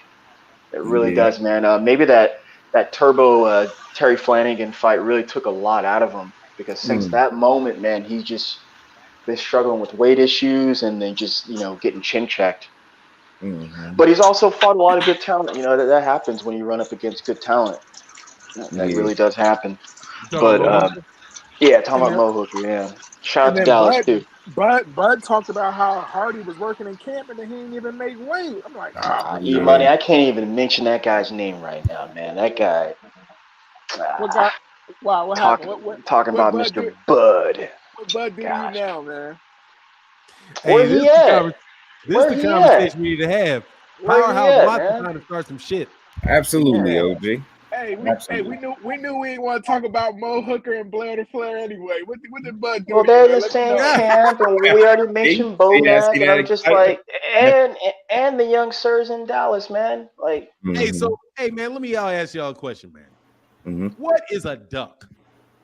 And we're gonna go around. Let's define that. Let's define that. Yeah, let's define. I want to know what you consider to be a duck and what is not a duck. Well, first, Q Lee in the building. I'm doing it, ATX Realists. We're going to have a Devin Haney conversation, man. We ain't nothing wrong with that. I'm going to have some fun, dog. So, and we'll let we'll have a Devin Haney fan come on here and represent. Wish Bill Haney could jump on. Q Lee in the building. What's going on, brother? Much love in that super chat, bro. That's big. Thank you for that support, bro. Thank you for that orange, bro. Put it in there, man. Especially showing love to these dudes that come on out here, man. Because I'm gonna get these dudes some cups, man. I need a cup. We need to start a cup fund, bro. So y'all be on the chat. You can get you for 9 cups, bro. Shipped out to me. I appreciate, man. I love talking boxing, man. I appreciate you guys come all the time, bro. I really do. And Just Do Boxing got a chat. You have a boxing channel, right? Yes. Yeah. So make sure you put your link. Make sure you put the link in the description. You know, to your channel, man. So cats, I appreciate that. So just a few of y'all that motivated me to start my channel. Like I just from watching you was one of them. There's a couple of other names out there. Yeah, man. That's what's up, man. Just be real consistent with it, ain't it? It's not easy. Who jumped out? Yeah, somebody. That was the young man at the bottom there. Yeah. I'm closing in on 8 months. So go ahead and who wants to start to say what is a duck? Yeah, what is a duck? You, E-Money Bag. You go ahead. To me, a duck is because hold on. Oddly Gifted Kendall said Ryan Garcia is a duck. He's a duck. Mr. Dixon. I don't agree. Much love, man. I don't agree with that with the Ryan Garcia thing. I think Ryan Garcia is just one of those dudes that knows how to play the game and knows how to get your attention. So I think he's saying certain things just to keep you intrigued of what's coming out of his mouth and intrigued to his brand. But I think at some point, I think Ryan really wants those fights. I think a duck is somebody that knows at any point in time, I'm not going to fight that man at no point. Because he knows either he's scared to lose or he's scared to get punished. I think Ryan knows sometimes when he says things, I'm not Tank or this guy is not my next fight. But I think when Ryan talks, I think at some point he wants that fight. My problem is with Golden Boy with that, because it seems like every good fighter they have, Manguia, Virgil Ortiz, and Ryan, it seems like Oscar's just moving those boys at a snail's pace. Like he's scared for one of his top prospects to catch a loss a little too early. And that's why it seems like all his fighters are starting to push him. It seems like the fighter is pushing Oscar to make the fights. I mean, if you've seen Oscar's last 2 interviews, he's like, well, why are you doing this now? He's like, man, Ryan telling me I got to make the fight. It's almost at the point now we got to say, listen, I'm not going to stick with you if you're not giving me the fights I really want. So I feel like a duck is somebody when you know they're talking like he has no, like Keith Thurman. I think Keith, just when he talks about Errol, I feel like he's never going to take that fight unless, or if it's like a gracefully bow out fight. Like I know I'm going to go in here and get my ass whooped and take my check and go home. I don't think, sir. You can tell. I think you can tell when a guy doesn't really want to fight. Right. And then real quick, Fanon, you want to introduce Mr. Dixon there on the bottom? He just came to the chat. Real quick, Anthony Forbes, though, in that super chat, brother. Thank you for that yellow, brother. Big support in the chat, bro. He said, Bud hiding from the water. Crawford isn't a duck. He's too scared of the water to be a duck.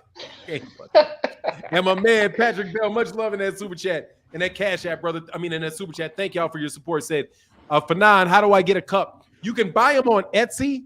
And usually, I mean, there should be a link. Like my man, $7 usually puts them in the chat. It's $7 there, man. If you could put it in the chat, it'd be greatly appreciated, brother. But you can get it like Fanon on Etsy and order. If email me though, bro, email me. For cats that are supporting, bro, I'm gonna find a way just to get you to at the end of the month. I'm gonna find a way to get it to you, man, because you guys support so heavy in the Cash App and in the super chat during the month that I mean, it's at the end of the month. It's the least I can do is to give you all something back from the channel. So a dude like you, bro, just make sure you hit me up on the email, and then I'll find a way. I'll find a way. If you don't feel like supporting and buying it, because you do support so much, bro, and it really it's greatly appreciated, man. Oddly Gifted Bully Kendall said Garcia is a duck. He was a mandatory for Devin Haney, and he didn't take the fight. Look, but I want to know the definition of a duck. Like, I mean, I'm being very specific. Like, a duck is when you don't, like, under what scenario is something a duck and when is it not a duck? You know? Well, Oddly Gifted Bully Kendall's, brother. Much love in that super chat. And my man, Jamario Dixon. What's going on, brother? What's going on? You got to turn that volume up on your phone or something. Working hard already. Huh? Can you hear me now? A little bit better. Yeah. A little bit better? A little bit, sir. A little bit. Okay. Yeah, I'm actually at work right now, and I just wanted to chime in real quick. That's all. That's what's up. Go ahead, brother. Yeah, I actually agree with E Moneybags about what he said about Golden Boy. I feel like E Moneybags, honestly, man, he moving them boys. I feel like he moving them boys a little too slow, man. Mhm. And I feel like Virgil Ortiz.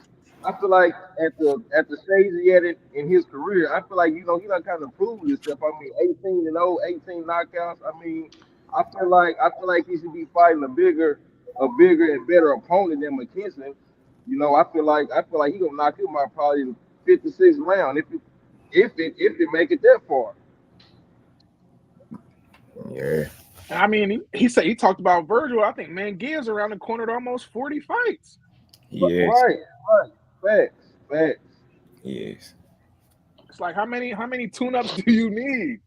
And I think that and like I think the Charlo fight could have been. I feel like what Fanon was asking about the definition. I think it's basically when you just know a person. Like sometimes where the money is close and a guy's standing firm on the money and he doesn't make the fight. It's understandable. When it's a guy who's made his biggest fight, he might have made 1.5. And I'm talking about fighting Fanon or Steph B or somebody. I'm like, hey, I need 10 million for that fight. They're not Right. gonna pay you 10 million for that fight. You No, haven't drawn anything to get you anything close to 10 million for that fight. And I feel like no. they do that to price themselves out, and that's a duck to me. Right. Mm-hmm. I want to Definitely, pick. definitely keep Thurman. Definitely keep Thurman. Asking for $10 million to fight Boots, like, come on, man, you losing it, bro. You losing it. Mm. I want to piggyback off that. And definition real simple. Just Hey, having a real quick chance. before you do though, let me hit this up real quick. John Boy in the building said, please make sure you send my mug to Mike Kirkland. All right, we'll do. John Boy, much love in that cash app. We'll do, man. I just gave Mike Kirkland. Y'all got to email me. I love John Boy, man. I love John Yeah, Boy. John Yeah, Boy he's cute. a John rider. Boy's the man, brother. John He's Boy. the man. Hey, by And the way, one last Fanon, one. My man BJH9702 said, over here so you get over here so you get the better blessing. Thank you, brother. I appreciate that, man. Thank you for that support, bro. Both y'all in that cash app. Thank you. see. Go ahead, y'all. I was gonna ask, Fanon, did you ever figure out how to get Mr. Kirkland back on? I have not. I looked it up. Yeah, just keep going. I'll work on it. For sure. My definition, real simple, real quick. It's just having a chance to fight when you haven't fought or didn't fight yet, and that can look like a lot of different things. So, kind of like in the dictionary, how they have examples. Um, so, like one example, like you gave me money, is pricing yourself out.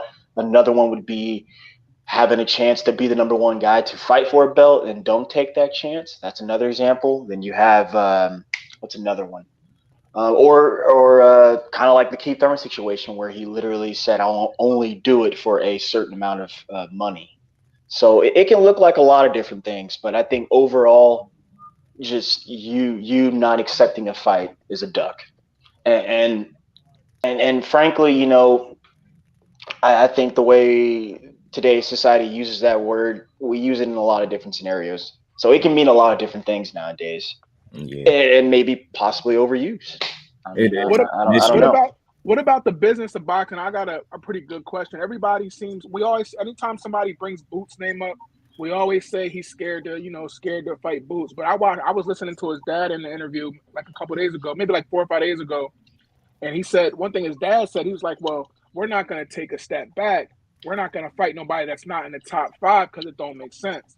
So if you're Keith Thurman and you're a fight away from a belt, is that considered a duck to not take that fight? Because if his dad is saying we're not going to take nobody at 7, 8, 9, 10 because that doesn't do anything for us, or more like he said, I think he might have said, I don't really think he said top 5, but let's say if he said top 10, and he's not going to take nobody at 11, 12 ranked, is it anything for Keith Thurman not to take that fight, knowing if Bud doesn't fight, we all know if Bud doesn't fight, Keith can get pretty much any fight he wants once Bud gets out the picture because they know that's the next big money fight in the division. So Well, what's the difference? I was going to ask you, what's the difference between smart business and a duck? well, that's just it. You see, I first off, that's a really good question, sir. And then secondly, I would say that's just it. And I think a lot of us boxing fans, just when we start getting on our boxing thing and start talking, we forget all about the business of boxing because that's what matters. Whether we like it or not, That's what makes the fight. That's what pays the fight. That's what, gets all the engagement. That's what campaigns it. So it is what it is, man. If I'm gonna call them the suits, the higher ups, if they want to go ahead and throw down for this, then everybody's gonna get paid. I might not like that fight, or I might not like the the opposition who's been lined up for it, but that's what it is, man. The networks will pay for this. And to answer your question, uh, that's a loaded question, just because Keith, given that he's been highly ranked in those corrupt belt situations, he's got options. Whether what we like that or not, he can. And then I'll double down real fast. Early in this year, there were talks of Keith trying to get a fight with Terrence. That's what I thought the suits wanted in the beginning of this whole Spence Crawford saga stuff. They wanted to build him up because his marketability level just wasn't up to par. Due respect. So, if you go back to February of this year, maybe even before the new year started back in 21, I think Keith was placed in the WBO rankings pretty high. That could have made a voluntary defense make sense via Crawford, but that hasn't come to fruition. So, loaded questions, man. And boxing, I always say this: boxing's full of loaded questions, and it's never straightforward. Never straightforward. What's up, ATX, man? How's Austin treating you today? Man, it's lovely here, man. Still hot, but lovely. You know what I'm saying? Yeah, man. Yeah. What you think? But what is this right here? Haney, though. You said Haney? Yeah, I'm with all the smoke with Haney, man. I'm here every day, man. Man, I love Devin Haney, man.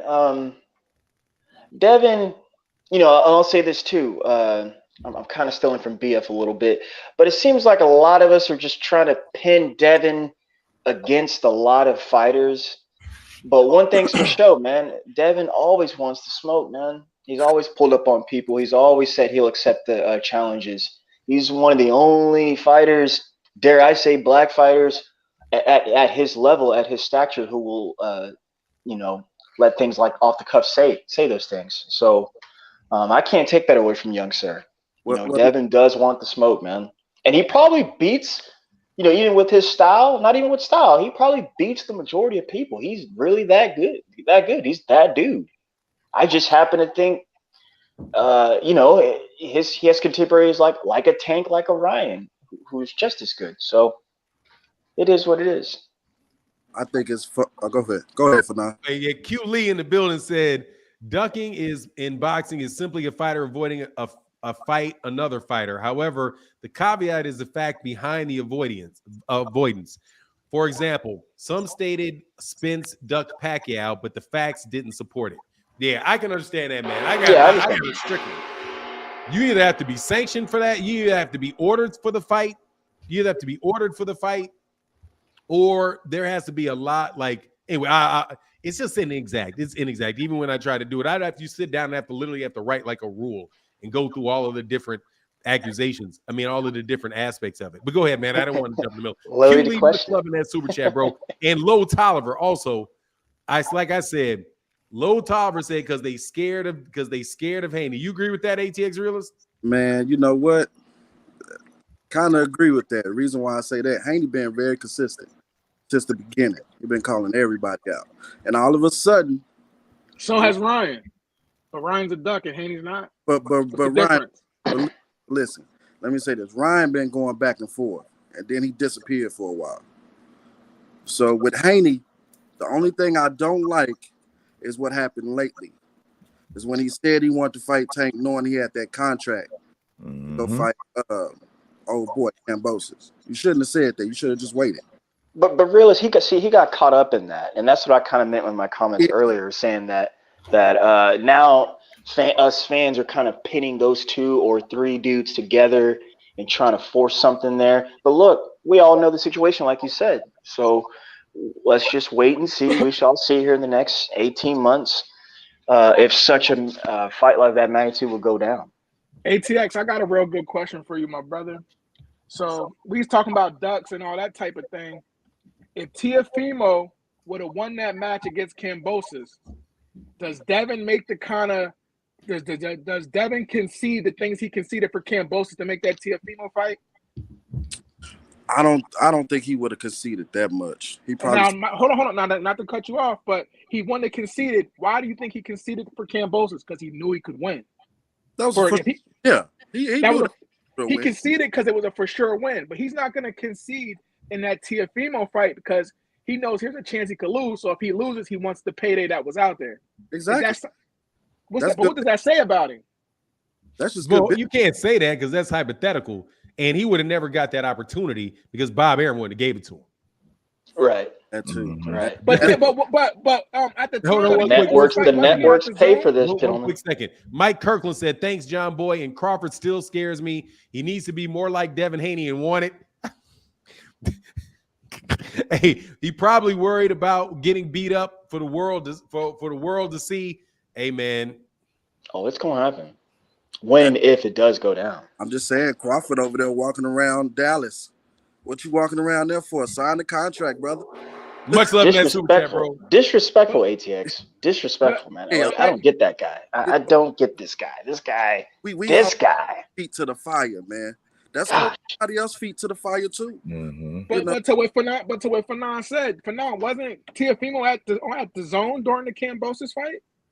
No, he was never there. It's just that he was signed to Top Rank, but he went to the Kambosos. They were on the zone for that one because it went to a purse bid. Yeah, I was gonna say Eddie Hearn. Yeah, and then Triller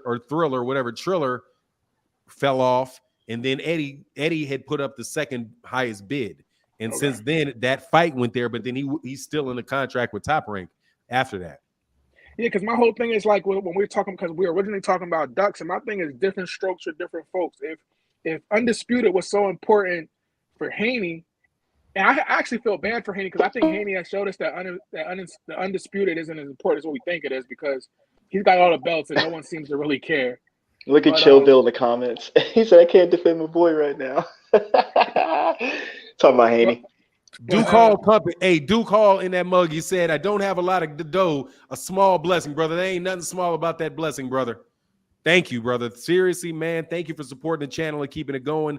Nah, bro, that ain't nothing small about that, brother. I appreciate that, brother. Thank you very much, man. Any amount of support y'all do is big for the channel. Thank you. Go ahead. I'm sorry.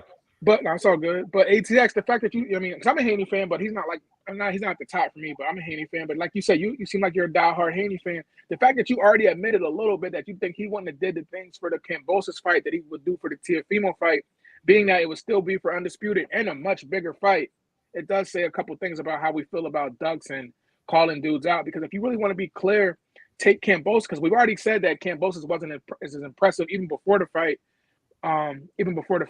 He calls out people just like Ryan does. It seems like Ryan just gets more flack for it. I think Ryan's a fraud, man. I think don't have too Ryan many got things to say about him, man. I don't have anything Everybody answer this. Luke Campbell against Kambosos. Who would y'all pick in that fight? Oh my God. I'm not even watching it, E-Money. Come on, man. So who would you I'm not watching it. I'm not watching that. But right now, really, after Haney fights Loma, hopefully, I think he ain't fighting no Lomachenko. You don't think so? You don't think? Hell no, he about to go fight George Kambosos. I'm talking about after October. Oh, okay. If he fights Loma, then he should just go ahead and move up. There's no sense of you wasting your time draining your body, man. You might as well go ahead and move up and get some better competition. That people that actually want to fight. But let me speak for Devin real fast. You see, he wants a good matchup for those belts. So, I got the cap on too. I got the cap on.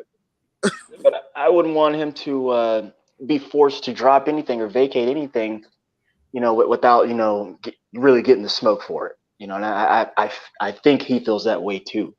So I don't know. Again, we shall wait and see with that one, man. We should wait and see with that. They got some options. They got some options over there at Top Rank. I'll say that. Don't they got Russell waiting for him at 140 though? That's a good fight.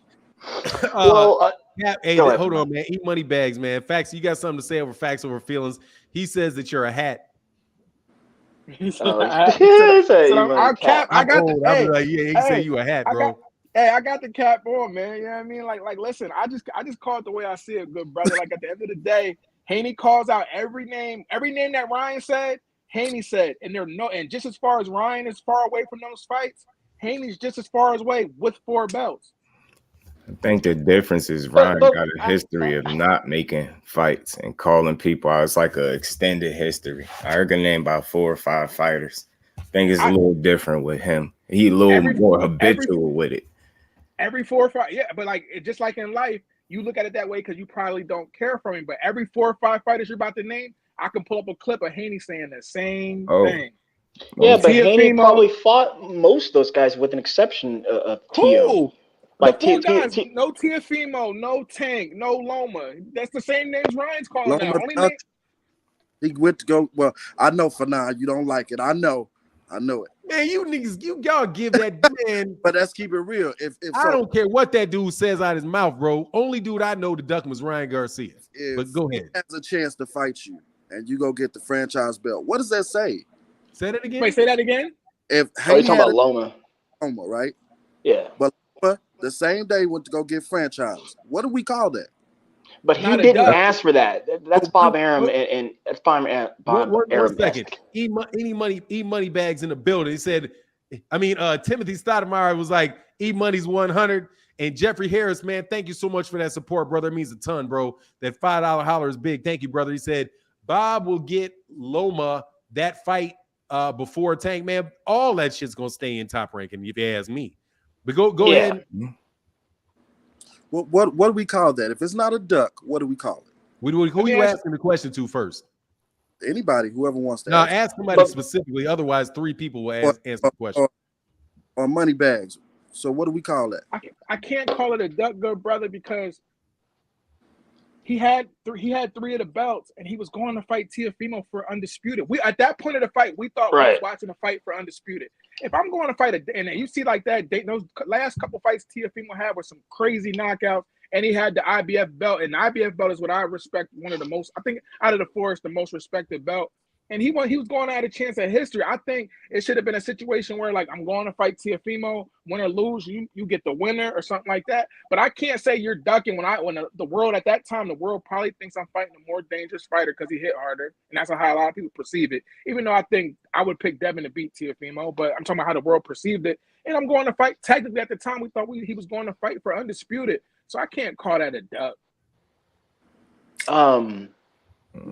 I just. I don't know, I'm just trying to keep. Well, first I'm gonna keep it a buck, and try to keep it consistent.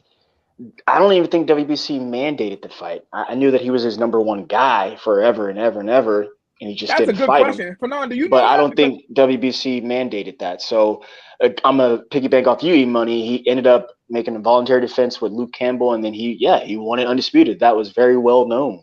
So Bob, I guess his boss helped him out and protected him in that situation, gave him a little tune-up. And then we got history after that, a couple Octobers later, meaning Tio beat him. You were gonna say something to me, E-Money bags? Yeah, was that like piggyback off what Steph B was saying? Was Haney definitely the number 1 ordered to fight? Was that fight ordered? No, they were never. He was never mandated to fight. He was the interim champion. There you go. He was the interim champion. He had been ordered. He had been ordered to fight Ryan Garcia or somebody else like that. Either Fortuna, somebody like that. No, it was Ryan.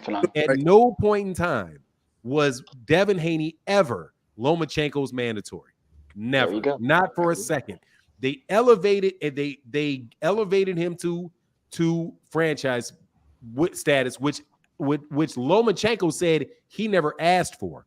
Bob Arum said he wanted to do that, and he said that at least a month before they actually did it. Because as soon as Canelo Alvarez got moved, the franchise champion, then I think he might have even been in the UK at the time. And Bob Arum was in an interview, and Bob Arum said, I like that because We don't need all of these mandatories for fighters that are real stars. I want that for Lomachenko.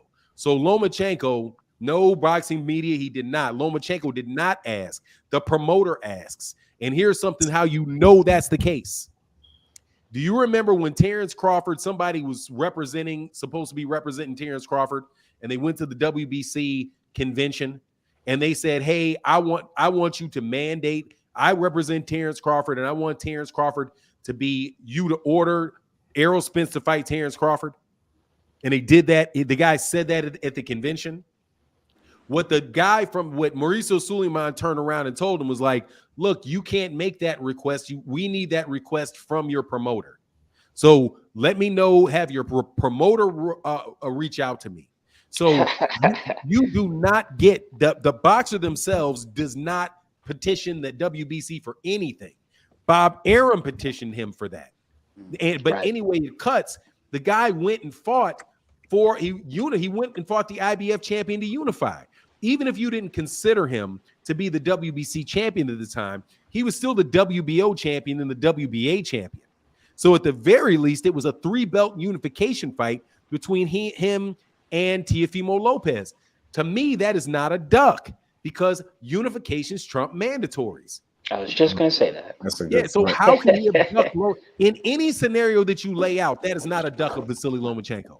Even if he was his mandatory, even if he was the WBC champion, it's not a duck because he's still unified. One unification doesn't trump another unification. For Lomachenko, what's the difference between Teofimo Lopez and Devin Haney? Nothing. To him, it's the same. Those guys are the same level of fighter. So I know who be crying duck, and is E-Money, who is ATX realist, and cats like that. A bit. When you put it like that, that make a lot of sense. We was so in your mind, was Teofimo should be on that undisputed list in your mind? In my mind, look, dude, I played it both ways during that because I know a whole bunch of y'all are real Devin Haney fans, and I want to support the American fighter. You know what I mean? Just like the dude that called me a monkey. You know, I'm partial to monkeys. You know what I mean? All that. You know what I'm saying? I'm partial to us monkeys. So when it was going on, I was like, look, man, it is disputed because this guy is saying he's the WBC champion. However, if I wanted to be stubborn, I could be like, hold on, man. The WBC, that's the WBC's belt. They get to determine who their champion is. Nobody else gets to determine that. So if the WBC says, I am elevating this guy to the real championship status, and the WBC super champ, the WBC franchise counts for undisputed, he's our champion. The other sanctioning bodies don't have anything to say about that. Other fans, he said, wow, monkeys. Hey, Angie Wise fool. That was only because that racist dude jumped up there and called everybody chimps. So I was I couldn't hear you, ATX realist. He was a Bud fan too. Oh yeah, exactly. A Bud fan calling everybody monkeys. Yeah. Oh man. That's what I'm saying. That's why Bud ain't getting his money. Because of dudes like that. Because they're not real fans. Yeah, anyway, I was calling monkeys. Yeah, don't Angie Wise fools, don't take that serious. I was joking. Because you know that dude is still listening. But hold on real quick. Tevin Smith said, with the exception of Ryan, I think it's more like the promoters are the ones ducking fighters outside of their own company. Much love in that super chat. You know, you can walk on that tip. You can walk and chew bubble gum at the same time. It literally can be the promoter and the fighter at the same time. But with Top Rank, you know it's Bob Arum. You know it's Bob Arum. You know Bob Arum ain't trying to make that fight with Devin Haney. He said it. He was like, look, the reason, and he said it in a press conference. He's like, the reason you ain't getting it is because you with the wrong promoter.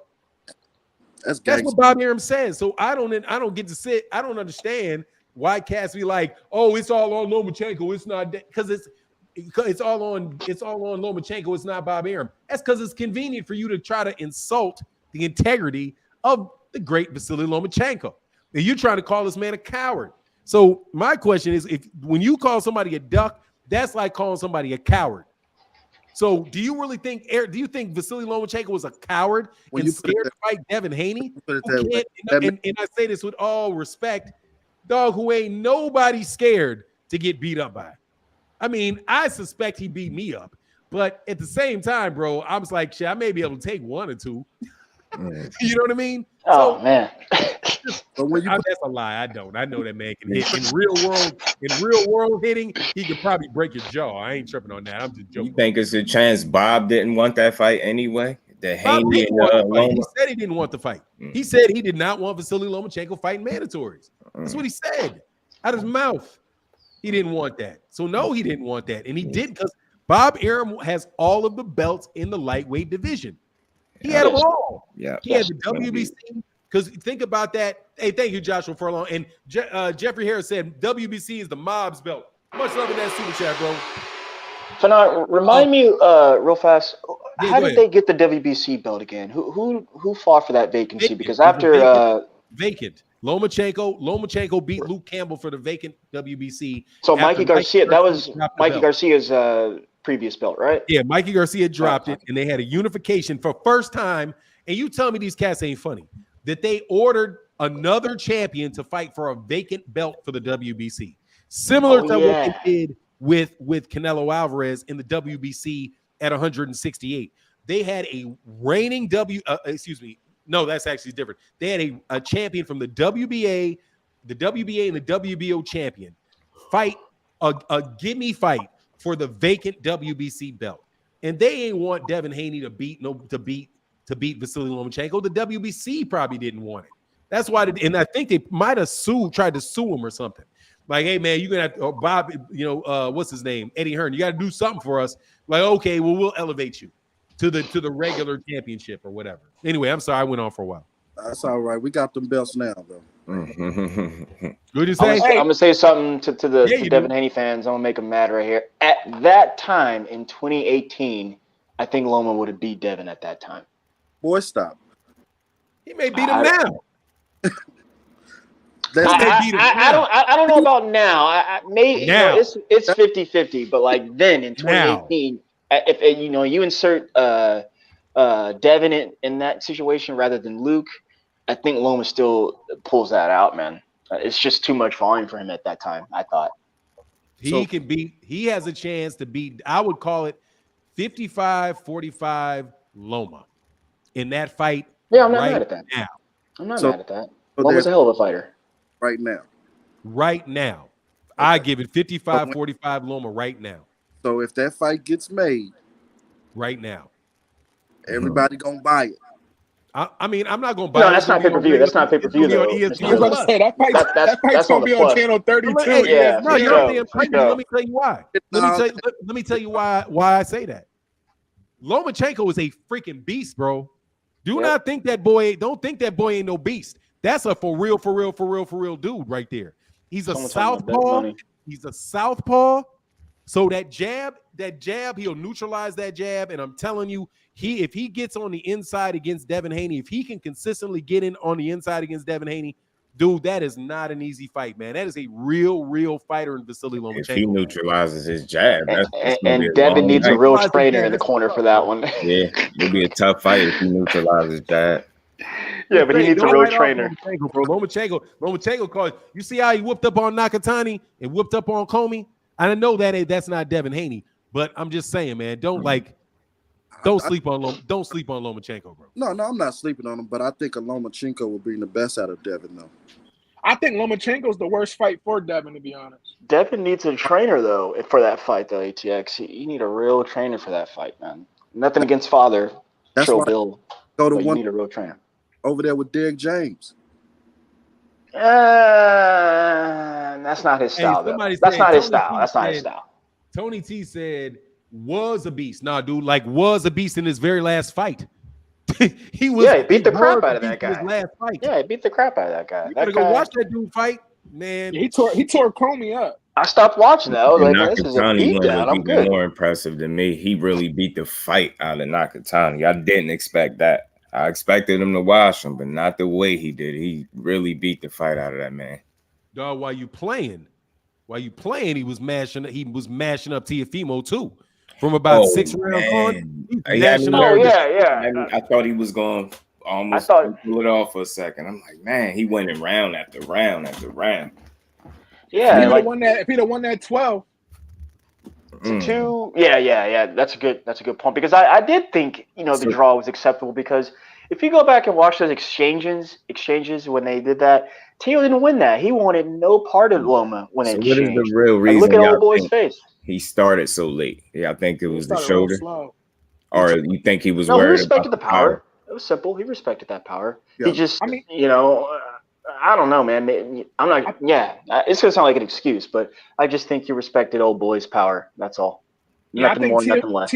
Teofimo had a lot of his last 3 out of his last 4 fights before Loma was like highlight knockouts. So I think he came in a little cautious, took his time, and lost 3 out of the first 4 rounds. And you know what? Maybe he thought that he was going to tire him out because he was swinging for the fences early. I mean, that's Tio's style from round 1 and on. He's swinging for the fences. He's trying to knock you out. So he thought he could probably, get the young lad tired there, but it didn't work. Because I know he did. I did see him in there in the hospital with the the arm all slinged up. So I was just wondering. Yeah, I see that. I didn't know how to feel about it. Like, was it just shoulder for real, or were you just really worried about that power coming at you?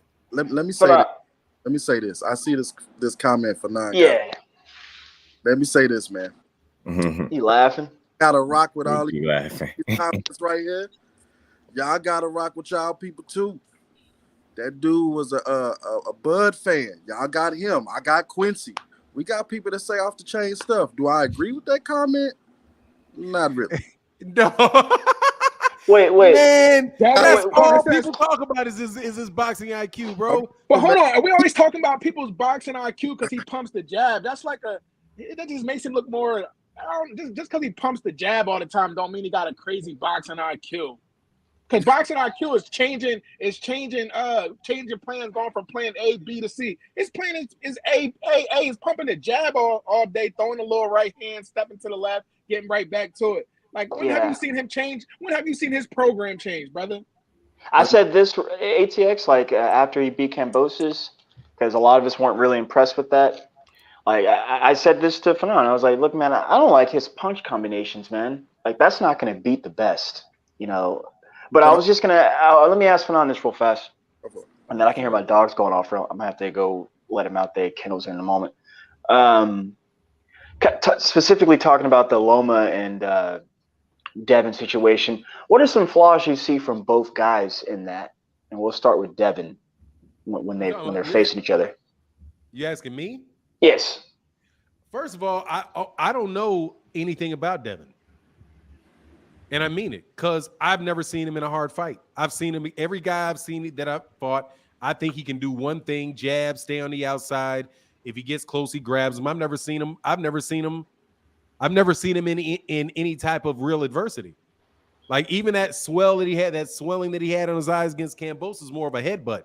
And it probably happened because he grabbed him and pulled him in. Other than that, I just haven't seen it, man. Like, so for me, really, I don't know a lot about him until I see, and that's why I say I want to see him in there when he has to fight somebody. You know what I mean? Like, what's going to happen when you actually have to fight somebody, when they get on the inside with you and they are wearing you out? Like, they like, you can't do that. And he's not going to be able to do that against everybody, man. Somebody's going to get in there. They're going to have a Nacho Berestein or somebody else be like, look, this is how we're going to stop him from this. You know what I'm saying? So I you know what I mean? I just don't know, man. That's why I want to see him at 140 against Russell. I want to see it. Now, Powerhouse watches it, but I need to rewatch Haney Linares. No, I don't. Jorge Linares landed a nice shot on him, and I saw him get wobbled on the inside, but I did not see Devin Haney get consistently hit with things. I mean, consistently hitting him with stuff. Like when you saw Gary Antoine Russell fought Ramses Bartholomew. He was consistently getting hit with stuff, trying to get on him consistently. So I saw his chin.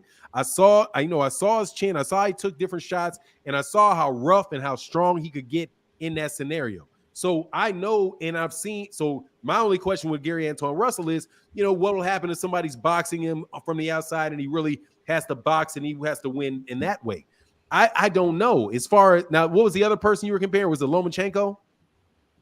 I think so. Yeah, Lomachenko's thing to me is that if somebody is light-fisted with him, which is something Devin Haney can definitely do, and by that mean that he doesn't commit to his shots, like doesn't really commit. If he doesn't commit, then he can turn with Lomachenko.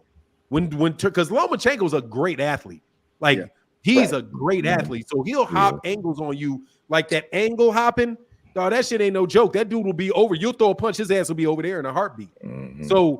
So I think what happened with like Jose Pedraza when he fought him, Jose Pedraza just stopped loading up on shots.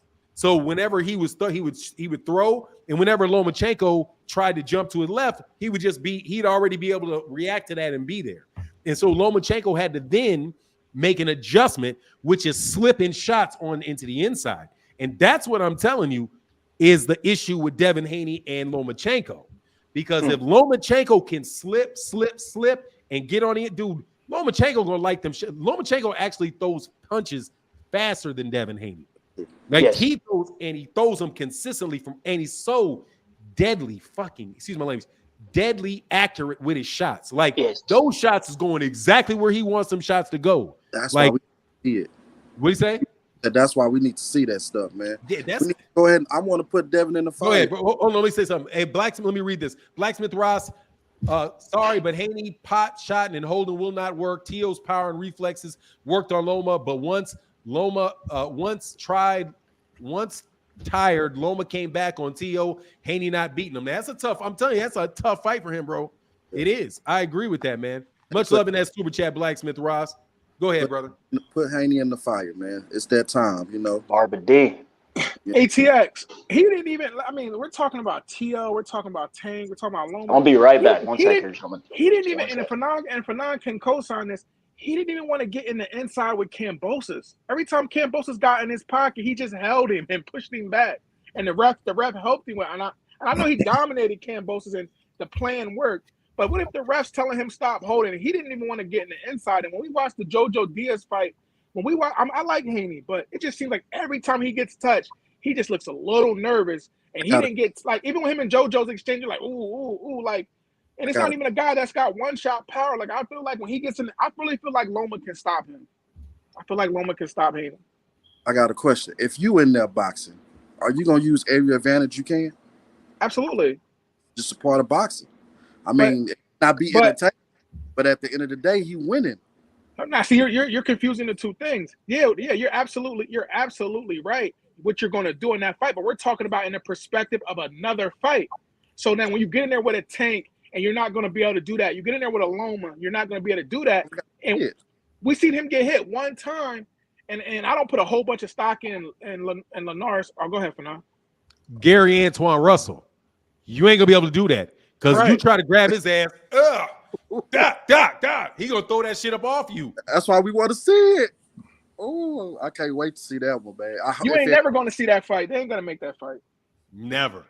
But that's why we gotta hold these fighters, man, feet to the fire, man. We want to see these fights, these promoters, man. They need like to go. How you want to see them in there with the dogs. I respect that. Most fans, when they protect their fighter, you want to see him in the fights that people think he might lose. That Gary Antoine Russell fight is a tough fight for him.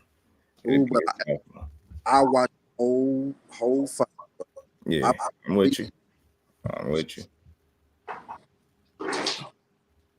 Quick, what's going on, Joshua Furlong? How you feeling, man? What's up? Yeah, good to see you, brother. Real quick, let me get these super chats. Said Loma is a long night for Devin. Devin doesn't have one punch KO power to match Loma's power. I picked Loma in that fight. Yeah, that's a tough fight for him. D Webb in the building. He said, I'm just ready to see these dudes fight. All these hypotheticals, triangle theories, breakdowns don't mean anything when that bell rings. Hey, man. Hey, dude, if you can make it happen, man, make that happen, brother. Wave your magic wand, bro. You know what I'm saying? Hey, get to it, brother. Go ahead, man. I'm gonna step out for 1 second. I'll let you go. Yeah. Y'all go. You moderate. Can you moderate for a second, Steph? He left for a little bit. I got it. You got it. Money bags. I'll be right back. Yep. Oh, hold on 1 second. Robin Soto in the building said, question: Is this Devin's fault that he hasn't fought any hard fights? Or is it a promotional team for not making the big fights? No disrespect. Nah, I don't. I'll let y'all answer that question. And then Stone Alone, for me, let me get that. Robin Soda, for me, I don't think it's Devin Haney's fault, but I do think Devin Haney went for the money. Early stage of his career, he got all that money to go to the zone and fight on that app.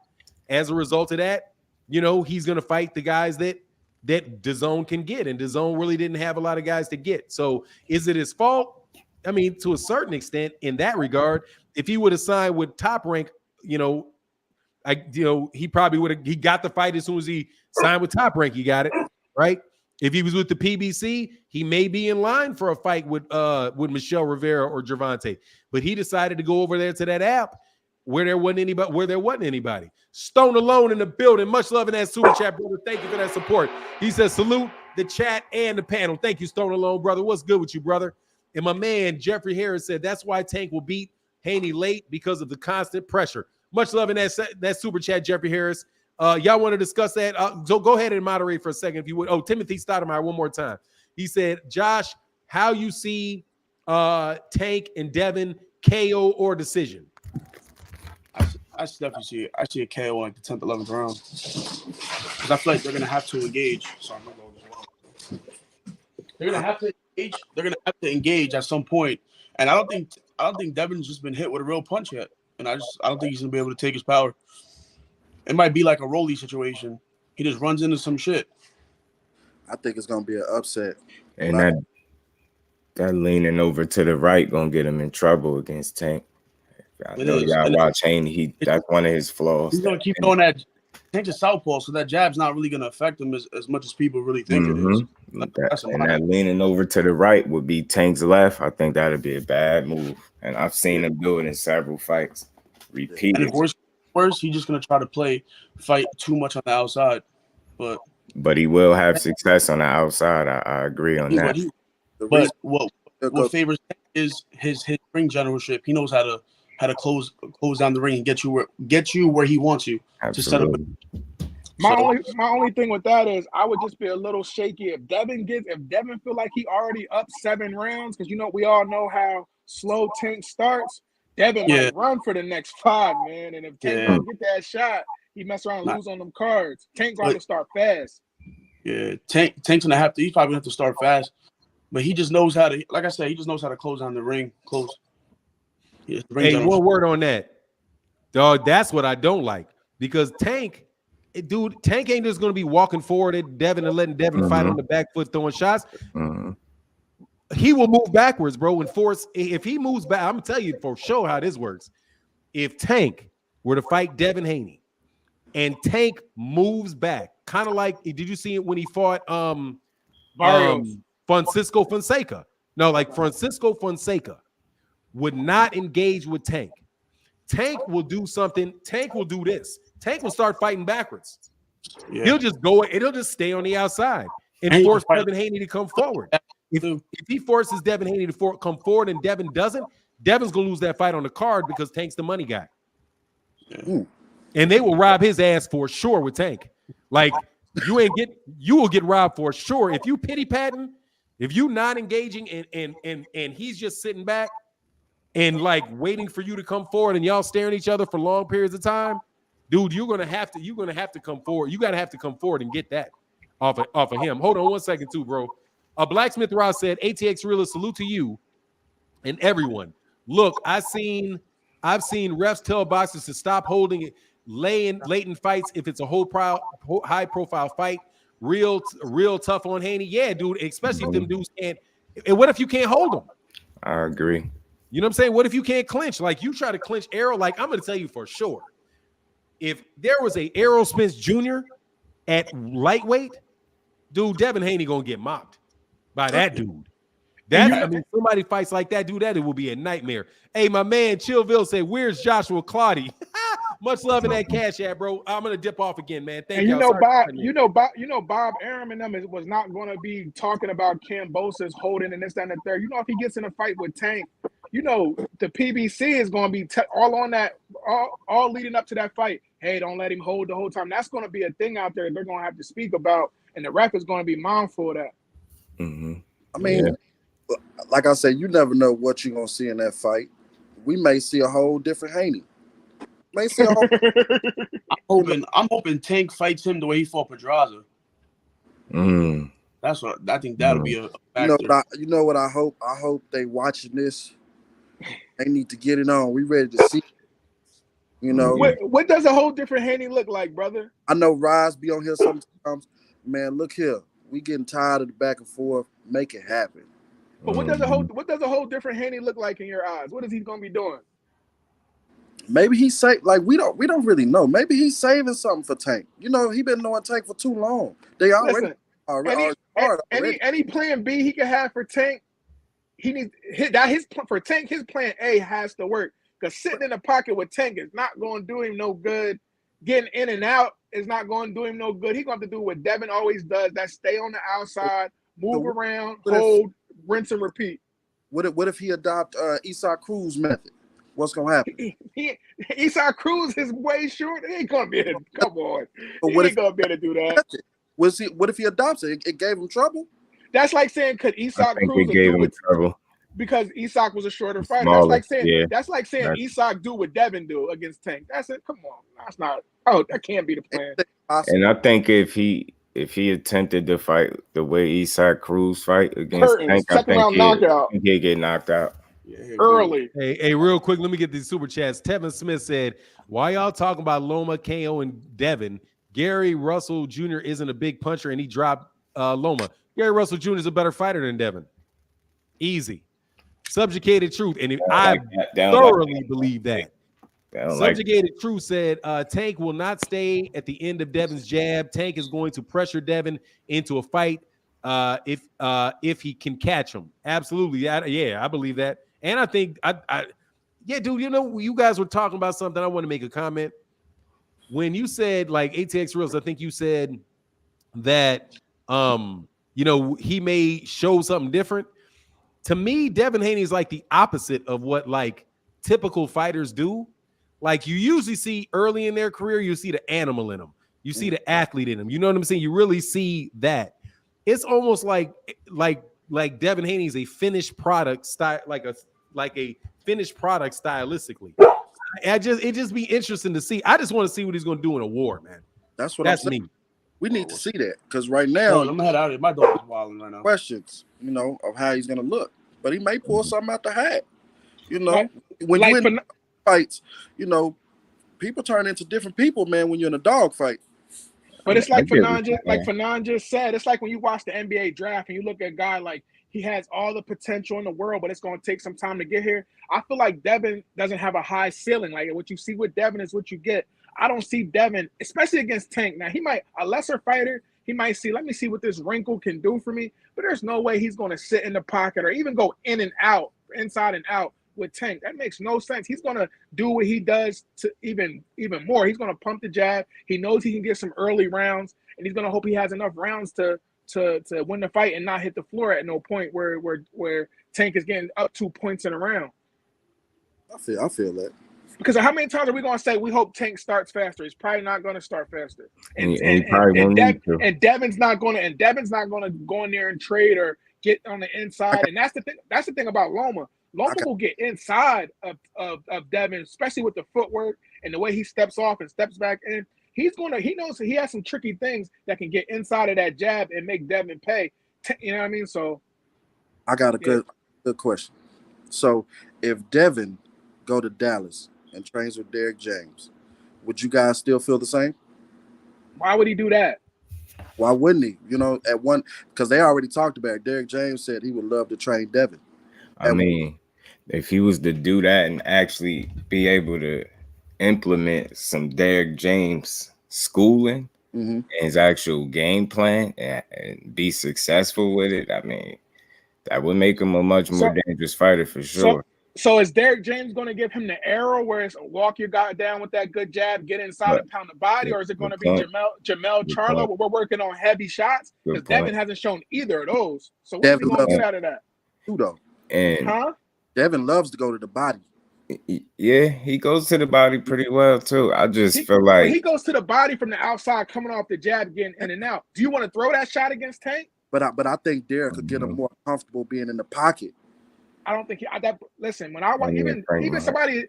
somebody like JoJo Diaz, when he gets hit on the inside, he looks uncomfortable and he's looking for a way out. Every time somebody's in his kitchen, he ain't even looking to hit back. He's looking to get out of the way. Haney versus Frank Martin would be a good fight, but I like Haney, and I'm always rock with him because he moved like a real fighter's supposed to. He's a gym rat and things like that. He's a hell of a fighter, but he don't fight much in the inside. And to me, when these fighters force that fight to be a fight and not a boxing match, that's where my biggest questions lie for him, just because I haven't seen him have to do that. You know what I'm saying? So it's like, how many fights are you really going to just stay on the outside? And you know what I'm saying? You're going to have to fight these guys, these different styles. They're going to make you fight, because I know y'all just seen Frank Martin a couple weeks ago. I know y'all noticed how well his footwork was. So he has the foot speed and the ability to keep up with Devin Haney, to be able to close the distance if he so needs to, because Devin Haney is long and he's gonna stay behind that jab. We do know that. And I think Devin Haney's footwork is overrated, because that jab allows him to get out the way. But if you just look at the way he moves his feet, he kind of goes the same way all the time. Like even with the Linares, the minute when he got in the inside, the reason why he got hit with that shot is because that was the first time I seen him try to respond and reciprocate a shot in the inside, and he got touched. And I haven't seen him try to do it again. He didn't do it against JoJo. He didn't do it against Kambosos. He just held him. Every time they got on the inside, he held him, pushed him back, and went back to his plan A, was pump the jab and feint and throw a right hook, a right hand, and rinse and repeat. My thing is, narrative is going to become after a while. We Haney to a high standard. If he's not, because everything I hear is like, his feet work. He doesn't hit hard. Well, if he's not all these things, why he ain't got knocked out yet? Because he does what he does very well. He does what he does very well. He's a hell of a fighter. He really is. Become who can knock him out. Yeah. Real quick, Blacksmith Ross says, well, it sounds like Devin is a one-trick pony, but if Devin is a one-trick pony, we got to respect him for making lots of money early. Has heart as well. Yeah, I'm not saying he's a one-trick pony. Yeah, I'm saying I don't know. Just understand the difference. What I'm saying is I don't know. You know what I mean? But we keep saying real quick. Let me get these facts over feelings. Box said E-Money-Bag. See, perfect timing. I just want to know why fight on the inside when you up 7 rounds. Come on, man, you moving the goalpost.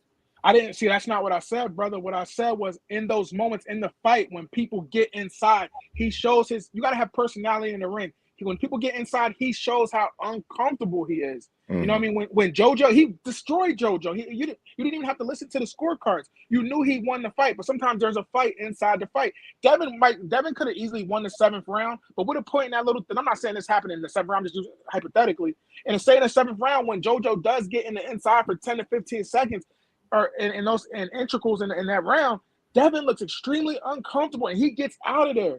What happens when a fighter, like you said, there's no Errol in that division, but when there's fighters that get in the inside consistently, Loma's going to be able to get inside consistently with his footwork and the way he moves. He's going to have to fight him back, and Devin doesn't look like he's ready for that. I hear you, but if you don't like it, knock him out. Why do they gotta knock him out? Why can't they just win? Loma can't just win the fight? Oh, are we talking Loma Devin still, gentlemen? We're talking about. We're talking Devin. Devin who against whoever. Yeah, exactly. We're talking. We're talking about what he doesn't do great, what he doesn't do, but nobody has knocked him out. And if you think you can knock him out, fight the man. Mm-hmm. No, I'm with you. But he does what he does very well. But I did see JoJo Diaz getting in there without a jab and was able to repeatedly hit him over and over with the same punch. That is not something he could afford against a Tank Davis. Devin, I'm not Devin, but hey, hold on one second. I throw this up here. I got to read it right away, brother. Appreciate everybody, man. Thank y'all for everybody that supports the Super Chat and the Cash App. Some of y'all hitting with them big yellows and oranges today. Double, triple respect to y'all. My man, Swole Bro with the $5 holler. Thank you, brother. He said, Bill is about the money. This is rough right here. And they grabbed the bag early. Devin is a peaked fighter, and team moved him perfectly. They say he's peaked. Swole Bro say he ain't getting any better than he is right now. Wow, man, that's hardcore right there to be That's to be tough. at 20 But- at That's kind of what 24. I mean with the punch combinations, man. Like that stuff that he's been doing that for years. Like if you're still doing that at like 28 years old, man, you're gonna have some trouble, dog. You're gonna have some trouble with some of the best. Devin's That's just what I think. Oh man, He's an I old know. 23. He's like a dude. Yeah, he is an he's old like a dude that 23. came out in high school. You Like he got 23. like he's an old 23. There's no such thing as an old 23. You He's just an old 20. 23. Like, let's keep it real. Nobody's the man they are at 22 and at 30. Devin's the man Only at different. 23.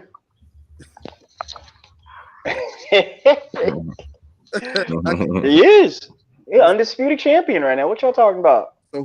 So that's changing the narrative. Who can knock him out? And if so, Tank? why don't they make the fight? Shakur.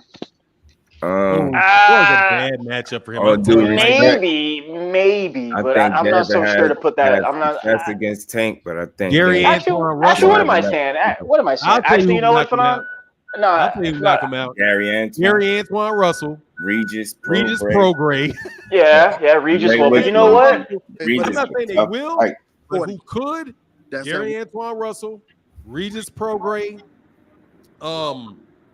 I know y'all ain't gonna like this. I don't think it'll happen, but dude, you better believe there's an off-ass chance of it.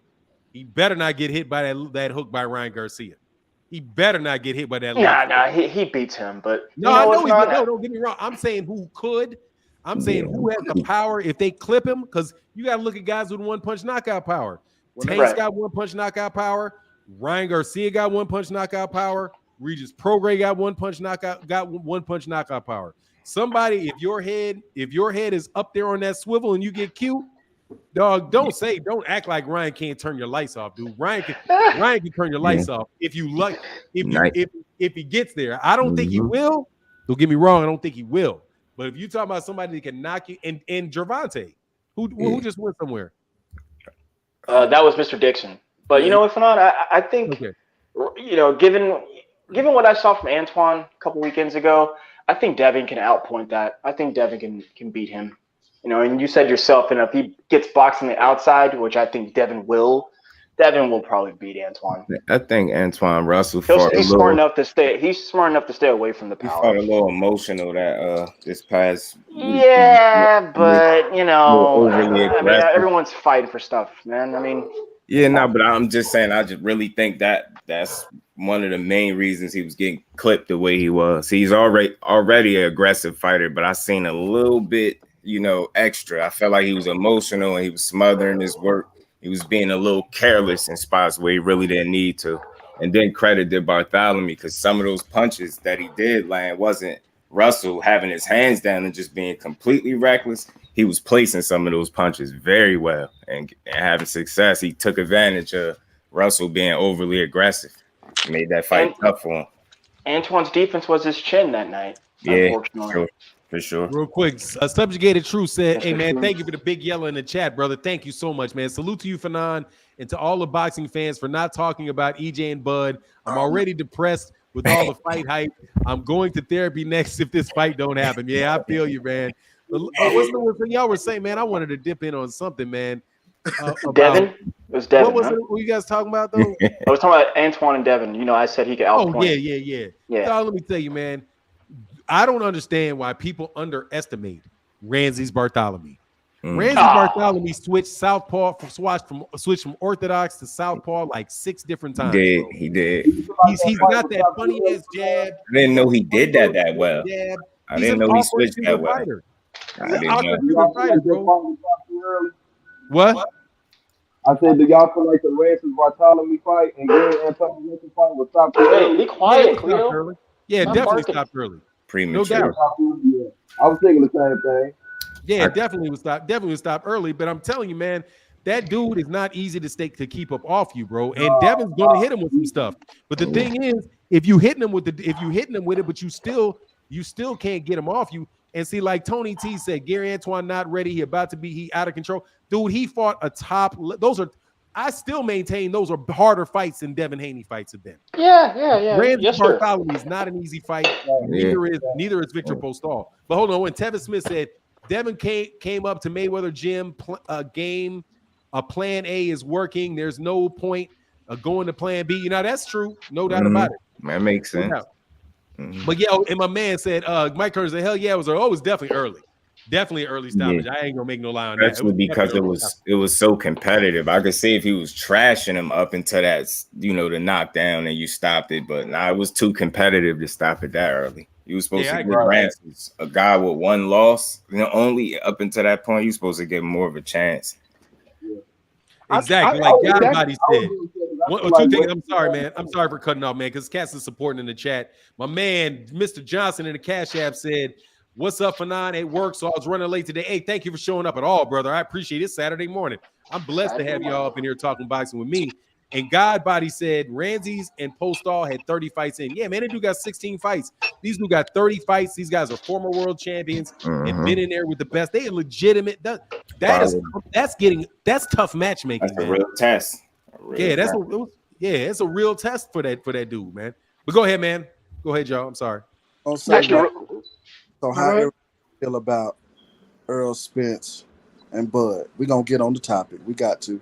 That's because we beat your tail on that Devin. You want to switch the subject now. You want to because Devin's easy. What it is is that just like how y'all hold my feet to the fire about Devin, I hold y'all feet to the fire about Bud. Your boy is running. Yeah, he's running. But you know, real fast. I got spit. Yes, sir.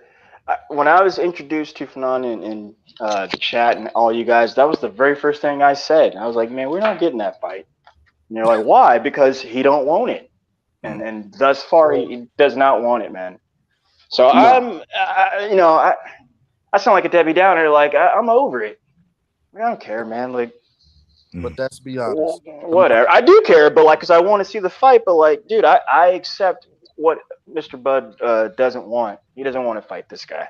But for whatever reason. If you accept those things, man, every fight like this in the history of boxing, for the most part. But we're not talking about that, though, Imani. We're talking about Errol Spence and. Hold on, let me finish. God, let me go. You know what I'm saying? Like, every fight that we're talking about has this Hagler Leonard. It takes time to make these fights. These are fights where guys are both feel like they're alpha dogs. They both feel like they're It's been 4 years. It's been 4 years. And listen, how long was Mayweather Pacquiao? It was 5-6 years. That's what it takes for it. You say, hold on. No. But the difference is one guy doesn't want it. One guy don't want it. Watch this. You said no. But I bet you bought that damn fight. I bet you were sitting right on your TV for Pacquiao. You were saying it's not going to happen. He's running. I didn't say that. I didn't say that. Then May 5th, you were sitting in that seat. Just like when this fight happens, you're gonna be sitting in your chair watching that fight. I think Bud's hard-headed. Bud is a prideful guy, and that's the reason the fight might not get had, and that will be Bud's fault. But I said that. I said that when I was introduced to you guys, that this guy is coming to the table. I didn't say that. Real quick, man. I don't want to let these super chats hang out that long. Devin's discipline and commitment to his craft won't allow him to get KO'd. Yeah, that's interesting. Appreciate that one. Much love in that super chat. Outlaw Thomas said, "Where's the link?" The link is right here. There you go. That's the link. And my man D Webb in that super chat said, "Talk about why Jermell Charlo is so disrespected. Because Devin Haney fans think he ducking." Oh no. That's what I heard. I heard Jermell was ducking Devin. Devin was gonna go to 154, but Jermell didn't want that smoke. That's what I heard. I think people are turned off by Jermell's energy or his temperament at times. Other than that, he's a hell of a fighter. You know. I think it's because Jermell has beaten really, really good fighters, but not a great fighter. I mean, I think his road to Undisputed was very impressive. Was tough. Everybody was tough, but who was great? Don't give him his credit. If it's just tough, just say, hey, he got it. Hey, he the man to me. Let's give people their respect. Let's give people their flowers, man. He just do. So, I get boxing as a whole. It's just do. That's how my name is what it is. Like Jermell Charlo is up there. Reese J says Devin's not that nice to me. You know what I'm saying? It's like I feel like old media is the people that truly don't want to give male respect. I think we as supporters of the sport, we know better, man. We know what a top fighter is when we see one. We understand his path ain't been the easiest. You know what I mean? We know at 54 they fight each other. So, you know, it's a few more names he ain't fought just yet, but for the most part, he fought who he needed to fight and who he should have fought at the time. And Do y'all then think he lost the first I fight do want to against add real fast, Castano? E-Money real fast. I do want to add that I think there's only one PBC fighter on the respectable ring list or ESPN list, which is Errol Spence. So, I mean, that says a lot right there off top. Like, they can only do one. Real quick, fellas, our list will matter more than any list they will ever put out. There's always one try to know that we control the narrative, not them. Their lists don't even matter at this point. But we truly support the sport the right way, and we watch it for the right reasons. They got agendas and narratives that they push. We just enjoy the sport. Yo, for now, read that Amen, Blacksmith brother. Ross real quick. Blacksmith Ross. He says, Blacksmith Bud Ross. not. I be putting it up there thinking Steph's going to jump in there and read it. My bad. I got you. Said Bud's not scared of Spence. He pulled up on Spence trying to look him in the eye to bully him. Bud wants to be the alpha dog. It's his pride in a way. Yeah, dog, that was hilarious. That's when punking him didn't work. Because he tried to punk him for sure, dog. That shit was like, man, little kid, get out my face, man. That shit, I thought that shit was funny. And facts over feelings and a bit much love in that super chat, Blacksmith Ross. Thank you for that support. Facts over feelings said Charles Undisputed is better than Bud's whole ESPN hyped resume. On the real, man, it's way better than Devin Haney's Undisputed. Like, freaking Devin did it. You know I had to put him in it, dog. Devin, make it. These y'all Devin Haney fans don't. Hey, who's better? Who's better pound for pound, Jamel or Devin? Who took the easy route? Jamel's definitely higher. You know what? I'm messing with y'all, bro. I love y'all, man. That's all I can say. I love y'all. Hey, man, Tevin Smith and that man with that big yellow. Thank you, bro. He said Jamel has the best resume over the last 3 years in boxing. I don't know. I think Errol may have it. But do y'all think Mel lost that first fight against Castano? No. I do. Yes. No. I thought he lost. Actually, I say it's a draw, but like, I don't know. It was a draw. I bet on Jamel. Hold on one second. I'm sorry. I got to make sure I got this cash app from my man. Hold on one second. God dang it. Where'd it go? Hold on one second, man. Y'all just give me 1 second because there's multiple. Man, y'all supporting big today. Thank y'all so much for y'all support, man. I'm telling you, it keeps these channel this stick going. Thank y'all for the great. John Boy, my cash app is acting funny right now, bro. Maybe it'll work this way. Oh, I know how to do it. It's in my my text messages. Hold on one second. Mike Kirkin said Bud is scared. I wonder if he's sleeping good. And my man John Boy said with the big $5 holler for Herbert said John Boy said for Tevin Smith wrench, please. Okay, yeah, I'm gonna get on Tevin Smith on that wrench. Thank you, brother. Thank you, John Boy. And then I think I got that. Tevin Smith. Okay, cool. I get Tevin Smith. All right, girls. Dude, you got your dogs to shut up just by saying girls? Yes, bro. Yeah. Dude, I be shouting mine. Or maybe I just did it wrong. I could say my hunting dogs, man. I got a big family phenomenon. I just say, come on, man, to my dog. Here, stop. Like, come on, man. Just shut up. Be honest with you. I've been doing some thinking, fellas, and I'm ready to say it. I think Bud is actually afraid at this point. I think he just want to get his biggest check that he can before, he know he's gonna take that L. Keep it real. We know Errol break them down and break some bones. We guys. I mean, Bud gonna fight again. Like he gonna keep fighting. I think it's ego, though. I really do. I think it's the ego. I think he getting to that point where he just knows that if he does lose, he better get that bag.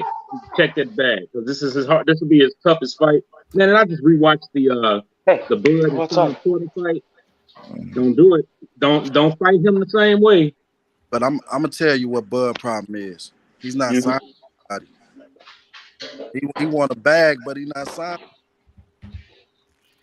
You know what I hate? That's his I problem, hate in sports ATX. and all. Ellie Peters, Ain't much no one love in that telling me to go super do that chat. shit. Hold on one second. Ellie Peters, brother, thank you so much for that love in that super chat, brother. Thank you for that big yellow, bro. That means a lot. Thank you. Appreciate you, brother. Real quick, also- real fast, E-Money. You see, due respect to the situation, this for me, it sounds like all excuses. You know, I really did my homework on this guy talking about Bud coming into this year, literally starting.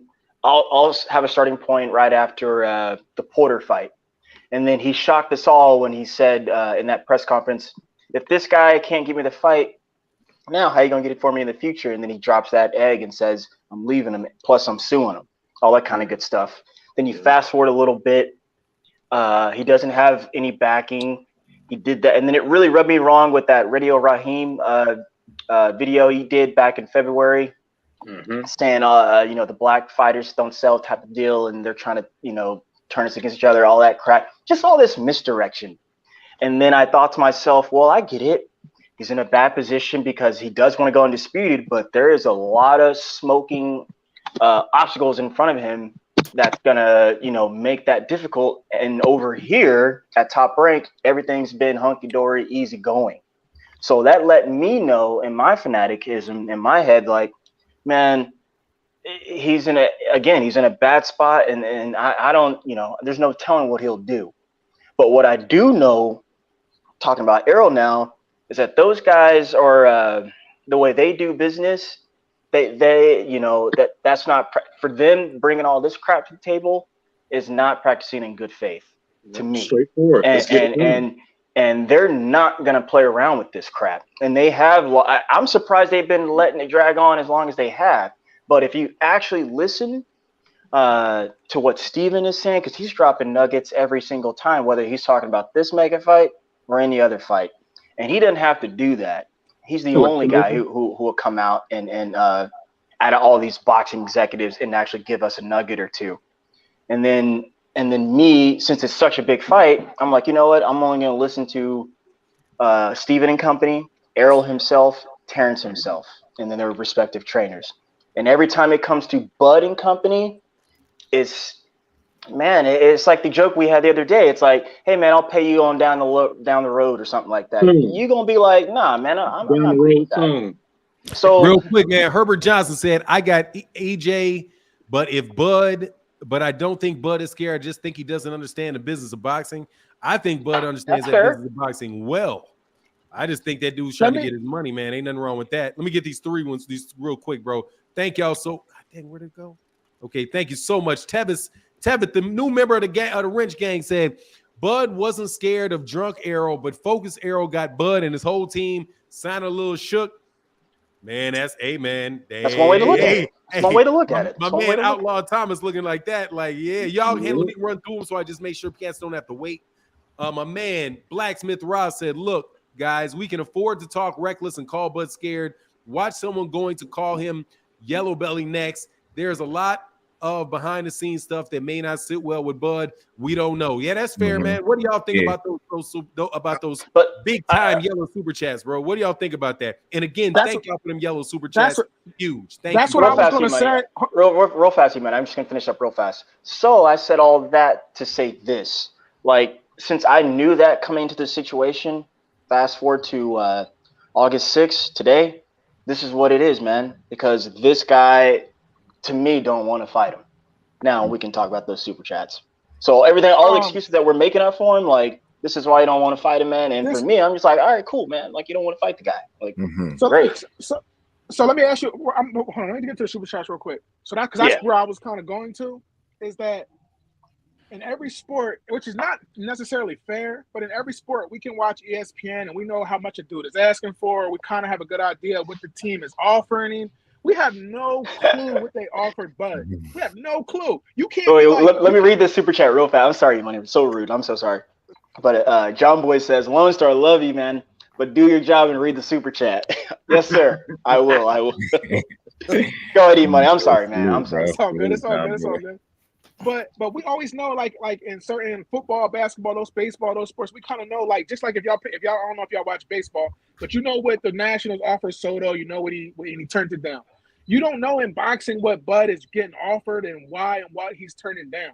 If we kind of had even a little idea of like, okay, they're like if Bud is saying I want $30-40 million, okay, we like Bud, you overpricing yourself. We know you tripping. We don't really know what's going on. But what I will say is this, and I think it's the most important. If all four of y'all are PBC fighters, who are you rooting for in this negotiation?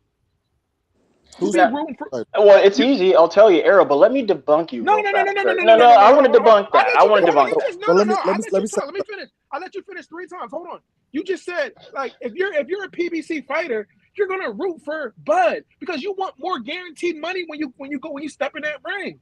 You're not gonna want all these back end money fights. You don't want to see a Keith Thurman, Mario Barrios pay-per-view. You want your money at the door. You want your money in the back room at the end of the fight. You're gonna root for Bud. If Bud can talk his way into getting some real guaranteed money, that's gonna allow the next fighter to do the same. We're all cool with this PBC business, and we're just accustomed to it and think it's the way it's supposed to go. But if you're a fighter, you go to PBC because they can elevate you with the pay-per-view and all that, but you want your money up front.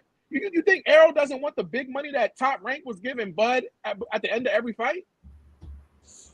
I don't. You want to keep getting. No. You want to keep getting your 1.5 and then waiting for the other 4 million on the back end, or do you just want your 6-7 million when the fight is over? Okay, but listen, this is why I wanted to debunk you, sir, is because that only starts this back end talk when you're on pay-per-view and when you become a success, right? No. So hang on. No, because everyone is not big time. And they're still on pay-per-view at PBC. Right. But hold on, let me read the super chat. John Boy again. So you're saying Bud take a flat rate? Oh, well, we're going to get to that, John Boy. I never said but that. We're going to get to that. But the reason I want to debunk that is because, again, so yeah, not everyone is pay-per-view. Not everyone is elite. Not everyone is on that level. There's only 3 guys on that side of the street who are pay-per-view.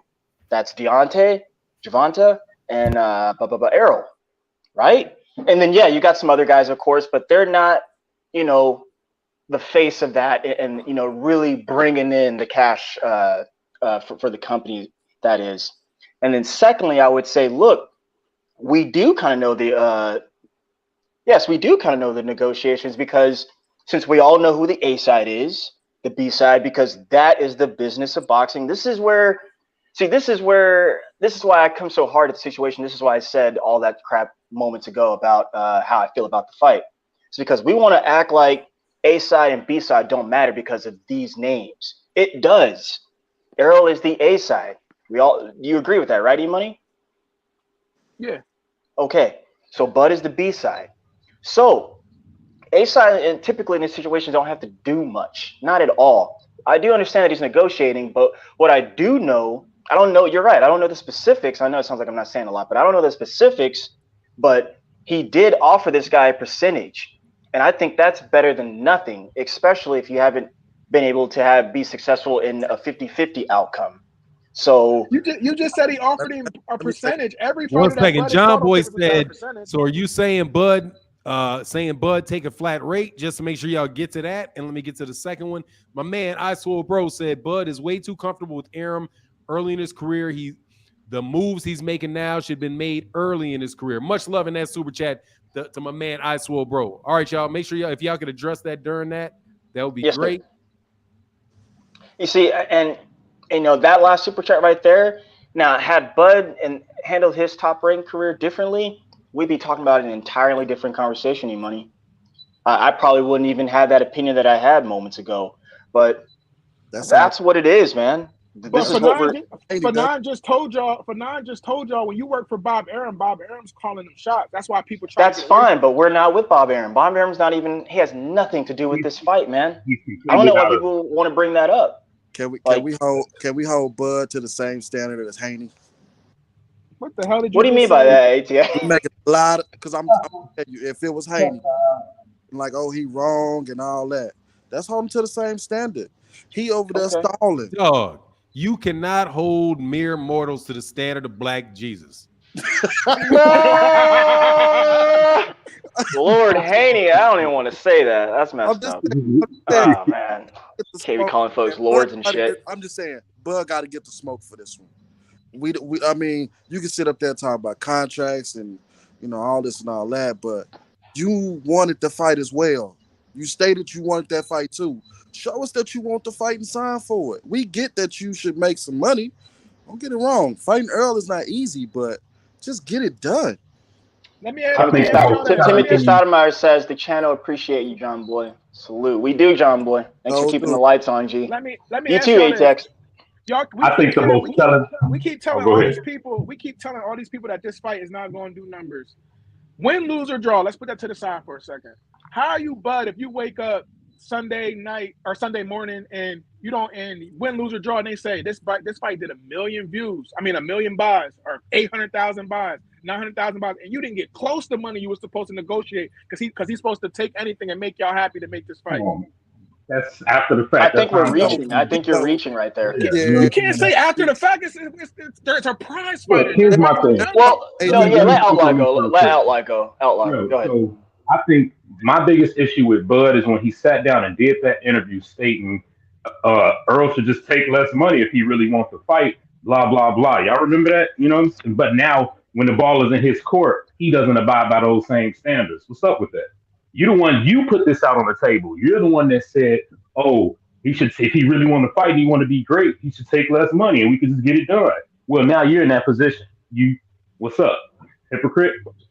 But we can who play said that either way. Yeah, who said that though? They're both going to say the other one should take less money. Yeah, I got to read this super chat real fast. All right.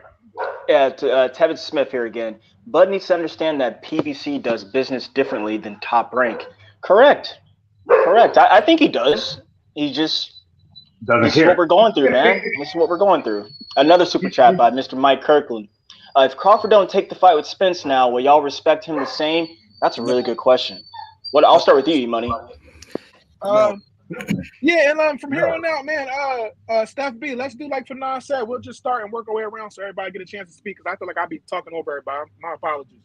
All right. But yeah, I would look at him different if somehow, like, I feel like if the fight falls apart, I hope that that those guys come out publicly and say like, hey, we offered him this, and he said no, man. We did, and we hear those numbers, and we, like I said, if we heard a certain amount, even if they give us a little bit of the negotiation and said, man, we offered him this. We threw one last pitch at him, and he turned that down. Now we be like, come on, bud, you overpriced yourself. You don't want to fight.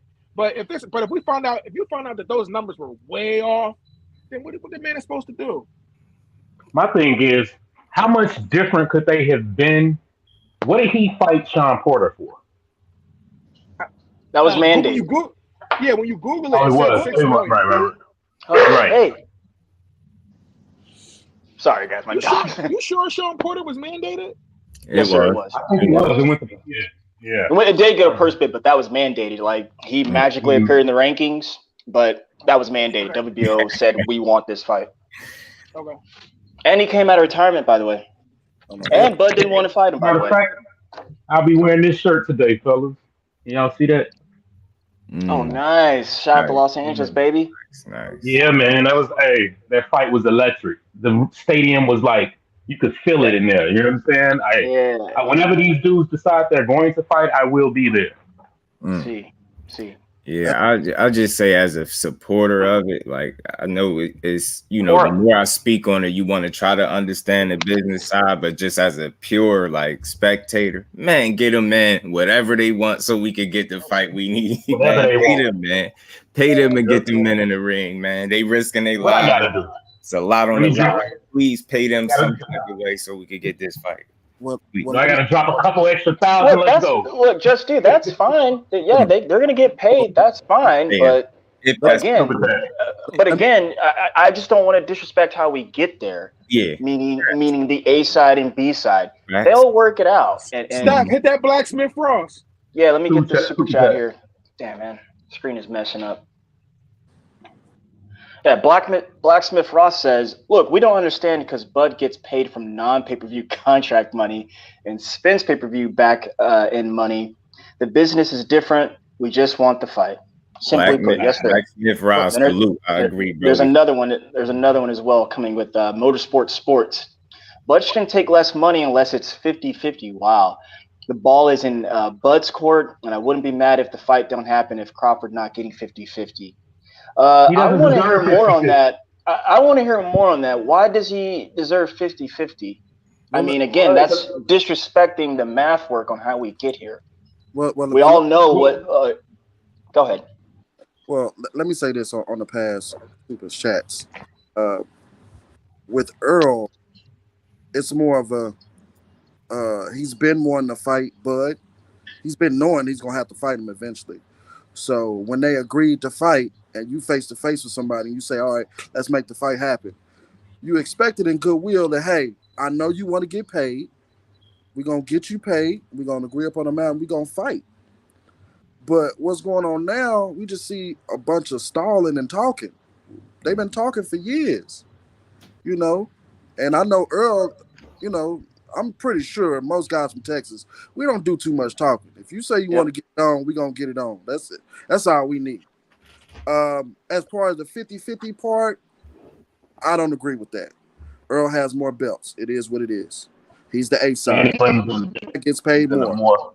You know, I have another super chat here, gentlemen. This one's from Subjugated Truths. Earl should pull Bud's whole card, make it a 50-50 split, and I bet, and I still won't be made. That's what he's saying. Interesting. Blacksmith, go for it. Oh, yeah, another one here with Mr. Rass here. Also, when Bud say down the line, meaning Spence can't make weight, and they both have no belts at 154, then no one has the same leverage. Nowhere to run now. That's a good point. That's a good point. ATX. Go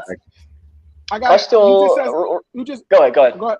ATX. You just said something interesting, but I'm gonna kill you with this. You just said that now if you want to make it, because Steph always says that that Errol should get paid more because he generates more money. I never can argue that when he says that. I gotta be quiet because that's a fact. But what you just said about the belts, if Ryan Garcia fought Haney right now. We talking about? No, listen. Hold on. Haney has all 4 of the belts. If he fights Ryan, you think he's getting more money than Ryan in that fight? I do, and I can prove he will. No. Yes. No. Yeah, dude. No. Ryan's not a draw like y'all think he is. Yo, not only what is Ryan? No. What does he do? What does he do? You said he would get more money than Tank. No, not Tank. No. I said if Ryan fought Haney, who has all the belts, do you think that fight at very best will be 50-50? Not at all. Pretty close, but Devin's going to get more. No way. Ask for none. Ryan just no. Easy. Okay, I'm yelling now. E-money, sir. Ryan just got like $2 million, right? That's his biggest purse he's gotten in like a boxing match. Devin's been doing that since the start. That's what he signed up for. Less than 4, right? Oh my God! You just walked into the biggest trap. You should have said that. Money back. Hold on. Look, I got one more. Wait. You can get me after. You can cook me after. Let me read this super chat. Motorsports again. Bud's been calling for this fight since Spence had only 1 belt, and Crawford has knocked out everyone at 47 and is a multi-division champion undisputed. All right, dog. All right. You know what? I invite Motorsports. Come on to click that link, man. It'd be better if you speak to us rather than type, because I definitely want to cook on that. Money bags. Let me tell you. But yeah, you want to cook me up, E-money. I'm in the pot now. Put some ingredients. Oh, another one. Right. Kelvin Faulkner. No one is encouraged to give up earned A-side status, but PBC fighters. Why?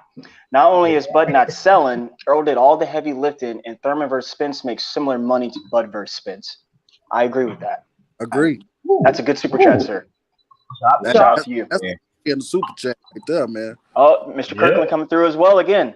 I respect Crawford and Spence's fighters, and I won't lose any respect for the loser. Nobody has lost any for Tommy Hearns. Facts. I like that. Man. I like that too. Facts. Depends on how you lose. All right, E-Bags. Let me say this. This is how I neutralize your whole argument. Bob Errol won't let that happen. One quick second. Stone Alone in the building. What's going on, brother? I was gonna say, who is that? Stone Alone. What's going on, man? What's going on? Good to see Welcome you, to brother. the panel. Fanon. If Ryan fights Haney, how did that percentage break down in your opinion, money wise? No, you said if Ryan's gonna make more money than Haney. That's what you said. I said at the very least it's gonna be 50-50. That's what I said. At the very least. I don't know, man. I'll tell you more than likely, Ryan Garcia is gonna want to make more money than Devin. Devin ain't sold nothing. He's gonna want to make. Nor is Ryan. I mean, listen, I understand. Let me tell you why. This is what I would if I was first of all, he's got all the Mexican fan base and they can sell out something in Texas, and there's going to be a lot of Mexicans in Texas go see that fight. Devin doesn't have a home base as far as the ticket sales go. And even though Gervonta, sold more tickets at a higher price, that's Gervonta. I just have not seen Devin. Devin the hate real. Dude, there's a difference between getting paid what your salary is going to be and when you're getting paid straight off of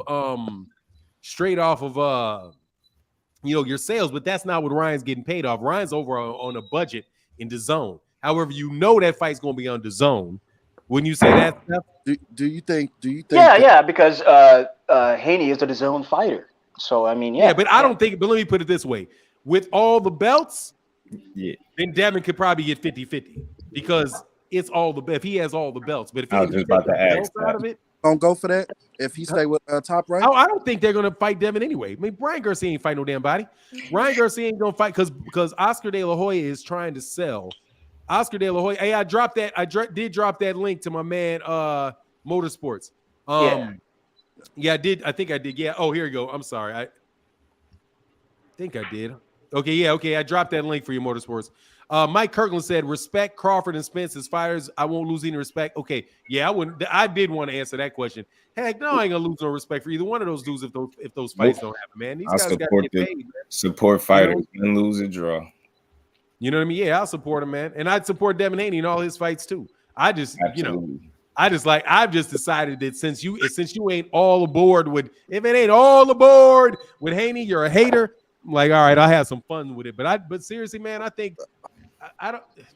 Let me put it this way: if Devin didn't take that fight with Ryan at like 60-40, I would think Devin was nuts because he can go in there and beat that dude up right quick.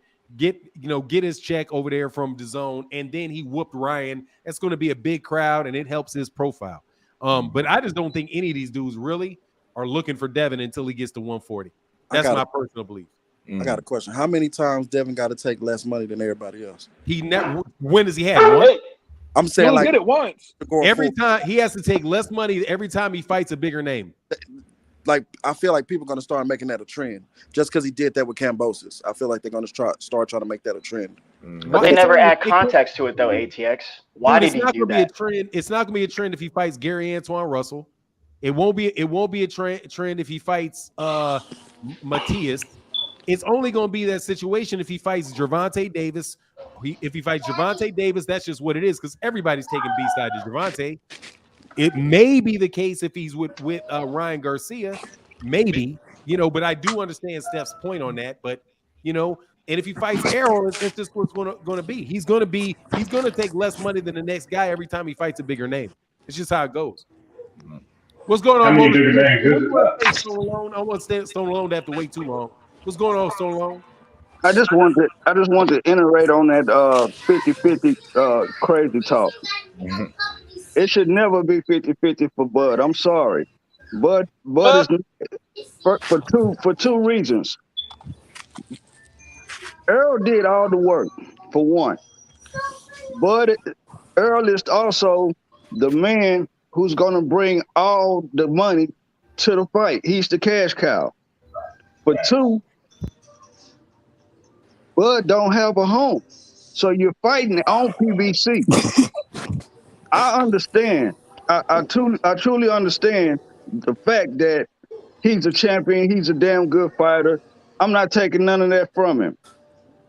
For one, okay, let's say they give Bud whatever money he's asking for on the front end, right? And this fight actually do some Mayweather Pacquiao numbers, right?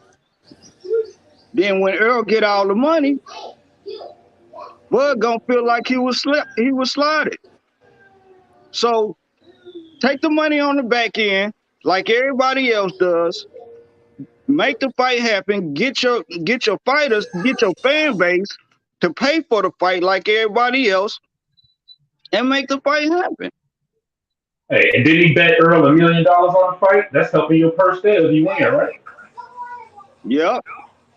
And if you have confidence in yourself like you say you do, then you go in there knowing that you're gonna win.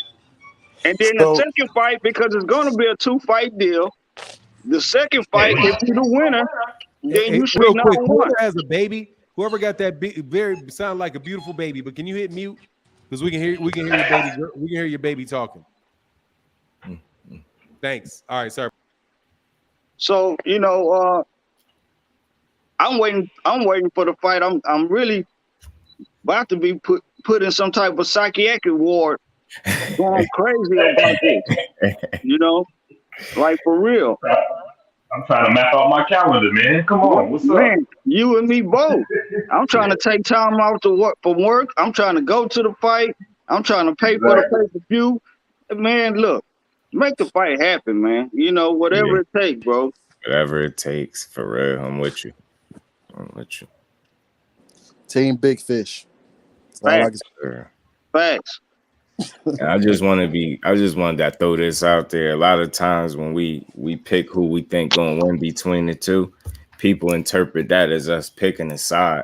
Real boxing fans don't pick sides. We pick winners. We pick either who we think gonna win. You know what I'm saying? It's gonna be a winner or a loser. We're not picking a side. We just picking who we think gonna win. That's it. We're boxers fans, not the fan boxers. So, yes. Yeah. Mm-hmm. We just want great fights. We want often, Yeah. What do y'all thinking? What do y'all think the fight's gonna sell? Hey man, the way the hype is, it's gonna do damn good. People just thinking it's just gonna be black people want to see the fight. Hell, I work with a bunch of Hispanics, and everybody at the job is laying and waiting, man. You know what I'm saying? This fight gonna do good, bro. It will. It's gonna do good. I think over $500,000. Man, it might hit that mill. I'm gonna keep That's what I think. I really think it's gonna hit a mill. Stop. Nah. Hey, bro. Yeah, I believe it's gonna hit a mill. Bro, I don't even think it's gonna. So we talked about this a couple streams ago. Will it even go higher than the trilogy between Wilder and Fury? We all had a vote to that, and I said no. I don't think it goes more than that. I don't even know their numbers. What was that? I don't know off the top of my head, but my point to that is that there's a demographic to it. That there is not. And I don't want to say it. Well, yeah, there is a cap to it because it's the same. The same Bud fans and the same Errol fans, and Errol's got probably 50 to 60% more fandom going. Let me read this super chat here though, by Blacksmith Rass in the back in the building. Please send the link, Fanon. Too much Bud scared reckless talk. Let me hop in there in the room. And Spence fans are not objective. But prove me wrong. I just want to say this real quick. For me, there's no way these dudes spend their whole life doing something just to be scared of another man. That's why I don't use them terms. I always said it's ego and pride. I think will stop the fight. It's no ego and pride. It's just and not even a comparative. A man thinks he deserves 50-50. That's just what he's gonna go for. That's pride. That's because it's pride. That's not pride. That's what pride. That's like if you got a job and you that's not him being scared for 20 hours, but I tell you no, you got to take 15 hours an hour. You're not gonna like that. No, it's not him being scared. It be exactly. That's what I always say with that. And dude got shot before. I'm pretty sure he ain't scared to take some fist to the face. And this is what he been doing all his life. I would just never put that tag or coat or jacket on the fighter. What I gotta say to the shot, he didn't ask to get shot. Somebody was trying to get at him. It ain't like he said, shoot me. I'm a G, shoot me. You know what I'm saying? No, it's a life of, you know what I'm saying? It's like that's a lot more serious than some punches. So I get it. But I done also seen somebody get, I done been to the penitentiary. So I done seen people get hit with a punch and I ain't seen them no more. You know what I'm saying? Real quick on the super chat, Timothy Stoudemire is doing a mill easy. Yeah, facts. He definitely. Hey man, I'm not gonna downsell the fight, bro. I'm not gonna downsell the fight at all. You're right. I agree with you because one thing I'll say, we always say we got so used with Mayweather and De La Hoya talking about how the Hispanics bring a lot of money to the sport, and they absolutely positively do. But that's not act like we ain't grow up in the 80s when Hearns and Hagler and Leonard and Hagler and Leonard and Hearns wasn't the biggest fights in the world. Like let's not act like two black fighters can't generate no real money. When it's a super fight, when it's two top-notch black fighters and you know Hearns and Leonard is the two best fighters in the world, that fight's gonna generate some paper. All I'm saying is this. I'm with you. Bud is selling himself short by not wanting to bring that fight to Texas, bro. For real. Because if he bring it to AT&T Stadium, if he bring it to Jerry World, two things is going to happen. They're going to open that stadium up to capacity. Everybody want to see that fight. Everybody. That is the talk over the land. Everybody want to see that fight. So if you bring it to Texas, fuck all that home court advantage and home field advantage, all that old shit, because that don't matter. None of them fans out there can help you fight in that ring. That's Imano. They can help you with the scorecard though. Like every time Errol punches, them fans are gonna scream like he's killing Bud. But if you hey, look, hold on. Facts. That's facts. But what did Shakur Stevens do in this last fight? Take the crowd out. All them fans out there, it was Mexican fans. But he knew that was a fighter that wasn't on his level. And that baby again. He shut that shit up though. You know what I'm saying? If you're an elite fighter like you know what I'm saying, we know you are. It's not gonna be no. Make sure we're muted, guys. Make sure we're muted. Blacksmith, I think that's you, brother. Hey, did we say that to Earl when he went over there to take the belt from Brooke? Thanks. You ain't care nothing about that. No. Go ahead and finish, Stone. Disadvantage against Kell Brook. Yeah, but I'm saying, it didn't matter when you come in there to do your job. You dig what I'm saying? Like they can't help you. But Errol wasn't a big enough star to have no type of say at that point in time. Even though that Errol's a bigger star than Bud's big enough to say I'm not going to Dallas. But it's not. That's his fault. That's why the fight is not being made. It's a lot easier to pay him what he wants if you can sell that stadium out and he can get back in. Everybody knows the biggest money fights is in Vegas, man. That's not even up for debate. No, man. Bro. I think you can get more people in there in the stadium in Dallas, regardless of who fans they are. I don't care if you paying, to see me or you paying to see Earl. You still paying. You know what I'm saying? You can pay to see me. Right on, Errol. I got this super chat. Yeah, with Mike Kirkland back with it, guys. Thanks for that support. Yeah, shout out to Fanon for letting us do the panel as well and it go. But I do know that you don't have your family this weekend, so you hanging with us, buddy. But anywho's. Mike Kirkland, just my opinion, I don't think Crawford is fearless like Spence and Wilder. That's his opinion. And then here's another one. Jamal Neesy in the building. Team Bud here. There we go. I'm with that. Can you tell me what's y'all's definition of A side and B side? Also, which fighter started saying it? I'll start with that real fast. Yeah, Floyd is kind of the easy answer, but no, there's always been an A side and B side in boxing because the money matters, guys. The money matters. The pure definition of that, yes, the price matters. This is what I mean when I keep coming back to this. This is why this conversation kind of bothers me just talking about Spence and Crawford because we disrespected when we start saying this guy deserves this and this guy deserves that. Cool, that's great. I'm fine with that. But that at the end of the day, and the start of the day, that's not how it works. Guys, the business of boxing goes over our opinions and what we want because I consider us the hardcores. It's going to trump us every single time. But hang on. So in Spence's case, since he is the built-up star, I will never discredit that. Why would I discredit it? Because I think this guy deserves more or has done more than him. Well, that may be true, but that's not what the money says at all. And I'm gonna skip to the end of the rainbow here. Look, Bud, you're not that guy. You're not the guy. You're not that guy. If you were the guy, sorry to cut you off. No, that's not what I mean. That's not okay. That's not what I meant, though. See, you just will everything I said. Spence, he is that guy in that division. No, I think what he's saying is he's not that guy as in the big star. You Who are you puts great in in the ring.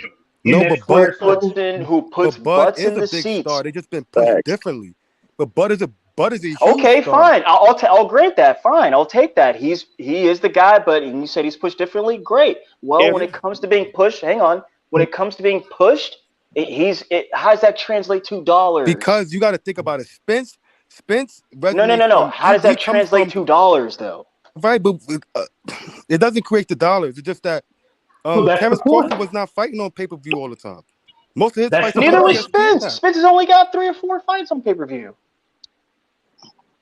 So, maybe they might be tied with the most fights, tied with how many pay-per-views they've done. I think And then, they are. and then let me say this. And the reason why I keep bringing up pay-per-view is because, guys, this is what a boxing star is. Whether he's a superstar or a star, you've got to be on pay-per-view. You got to put the butts in the seats. And let me That's say, an A side. when it comes to Spence, I'm yelling now. Shit. being in Texas, he has believe it or not, he has a lot of Canelo fans. A lot of Hispanic fighters like to watch Spence because of the action part. The style. That's He why. fights in the Mexican type style. So also let me say this. You guys have been great this weekend, man. I'm gonna get out of here to give other people opportunity to come in and speak their piece, man. Appreciate Fanon. Appreciate everybody on the panel, man.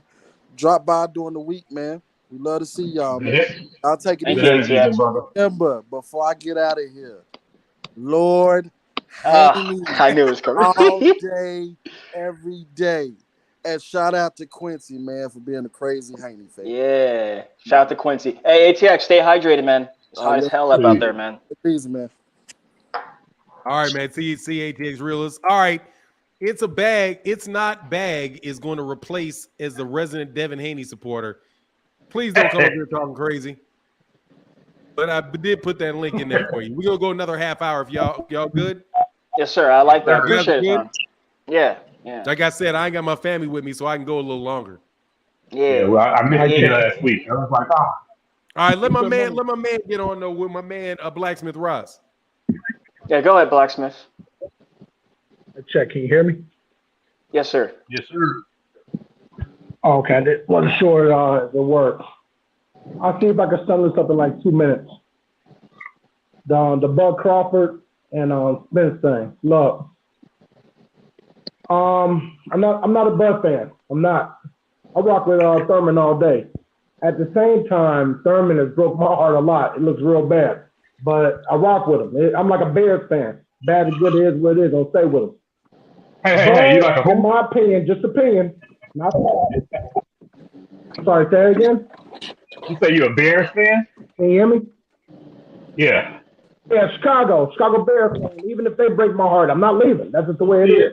So Thurman, You see it, brother?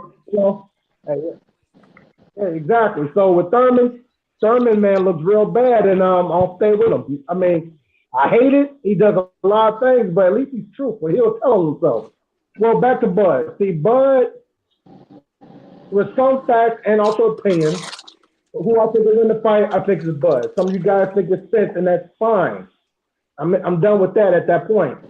This whole thing with Bud being scared, or some people say he doesn't want to fight, yeah, that could be true. I will say this: did Bud pull up on Spence because Bud? I don't think so. I mean, there are guys, bullies, who like to bully other bullies and normal people, but Spence told him get a belt. Like Spence did to him what Thurman did to Spence. Thurman's like, I'm not gonna fight you, Spence. Sorry, you're weak. You ain't pulling no pay-per-views. You ain't pulling no viewers. Go get a belt. You're too much risk, and you're not worth the fight. Spence got a belt. Granted, bravo to him. He went over the pond, big risk, got the belt. When you really want something, you have to risk it. And I want you to remember that. And what he did that. He came back and said, Thurman, put up a shut-up. Thurman looked bad. I'm not going to give him any excuses. Well, Spence did the same thing. Spence did the Thurman thing. People don't want to admit it. They like to ignore it. Spence did exactly what Thurman did. Sorry, bud. I don't care about go get a belt. He wasn't going to get a belt. Came back and said, so what's up? Spence told him, yeah, you're small in the butt. I'll beat you. You're too skinny. I'll whoop you. I'm too big for you. Now, this is what the interpretation is up. Me and Fanon different a little bit, and that's fine. He told him, he wasn't direct with the word. He said, hey, I can take the easy route. The easy route meaning PBC, but is it mostly that, or is that only that? Now, if you said 100% exactly how he says, then that rocks with the man you favor. But that easy route means more than just one way. And now, fast forward now, because the past don't matter no more. Spence got away with that. He got away with saying that, getting away with that. But Spence also did what he said he was going to do. He took out Midget Garcia. Danny Garcia had to beat nobody big in 147 ever. Meaning Danny. Hold on, fellas, hold on. And he took out Porter. Porter has fought everybody. But what big name Porter beat? So he did fight some good fighters. B- fighters that can be champions. I repeat. B- fighters that are popular that can be champions. Hey, Blacksmith, let me read this super chat real fast and I'll let you cook. John Boy back in the building. Blacksmith Bob Arum, he said Blacksmith Bob Arum never tried to make the fight. True. I can see that. Of course. I think you guys talked about 10 minutes ago. You said and you know what? I'm sorry, go ahead. Real fast, Blacksmith. Real fast to that. Oh man, we're getting some feedback. Make sure we're muted real fast here, guys. Hang on. There you go. Thank you. Yeah, you know, that was always kind of strange to me about the fight being promised, you know, in a contract. That just sounds like a bunch of baloney to me, you know. And what I mean by that is like, okay, Terrence, if you really wanted to fight old boy and you had a chance to fight him, wouldn't you sign with those people to fight that guy rather than go off an assumed promise? I mean, I know he's paying you and all, but you're gonna get paid over here as well. So for me, that always sounded like a cop-out. Oh, yeah, well, you know, I was promised the fight. You know, they make the fight, knowing damn hard it is for those promotions to come together. Like, what I'm saying is you can make it easier, and he didn't. So this is a part of that muffed upness when I'm just like, dude, this guy's come to the table all messed up. Like, how many times was he promised the Pacquiao fight? Same thing. You know what I mean? Like, yeah. And then you re-signed with him, and now you up in arms because you didn't get any of these fights. You weren't getting the fights beforehand. What did he tell you to make you think you should re-sign with him and that he's actually going to get you the fights? The biggest fights that you've seen in your division were with, I'll just say it, across the street. You know what I'm saying? And you didn't even take the opportunity to become a free agent. You didn't learn anything from watching the other fighters that left Top Rank. Like, and also, like, him and Bob, they know how the other side does business, so they're more than willing to co-promote and stuff. But they're like, all right, let's see the numbers. Let's check the numbers and let's do business. So I'm just like, come on, dog. Can I get a rebuttal to what Blacksmith? I can't hear. Yeah. Sorry, I can't hear. Can I give a rebuttal to what Blacksmith Brown said? All right, check it out. Can we all agree that Bud should have left Bob Arum a long time ago? Right. All right. Well, 1 second. Someone, 1 second. 1 second. I got this super chat. Two things, actually. First thing is, guys, when we're all talking, make sure we're all muted so we're not getting any feedback and whatnot. And then secondly, the super chat. DC Dre, appreciate you, bud. Man, get over what was said and done in 1967. I don't really know what that means, but that sounds funny. Go ahead, though, Sonalone. All right. Like I said, we need to agree that Bud should have left a long time ago, right?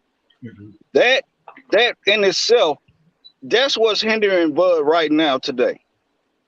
He should have left and came to PBC and got his stardom.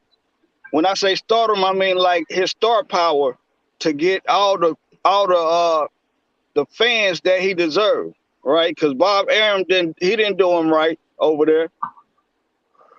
With that being said, though, we can't fault nobody but Bud, and Bud can't fault nobody but himself.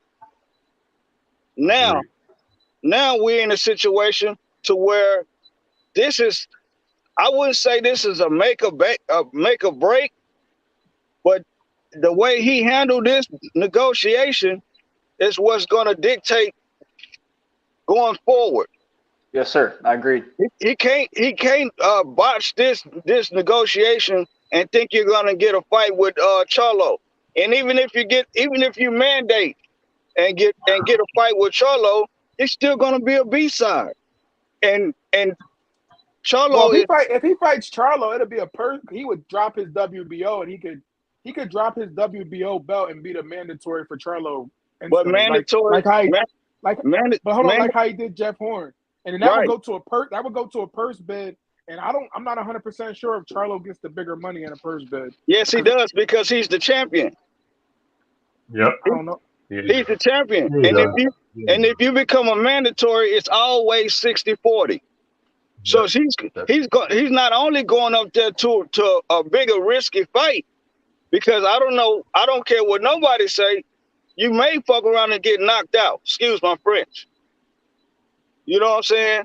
Going up there mess with Charlo, and you're gonna get paid a less draw because Charlo is not a bigger star as Spence. Yep, would that be Charlo's first pay-per-view? No. I think it's his second or third. Probably third, because he's done two with his brother. Right, but he didn't do good.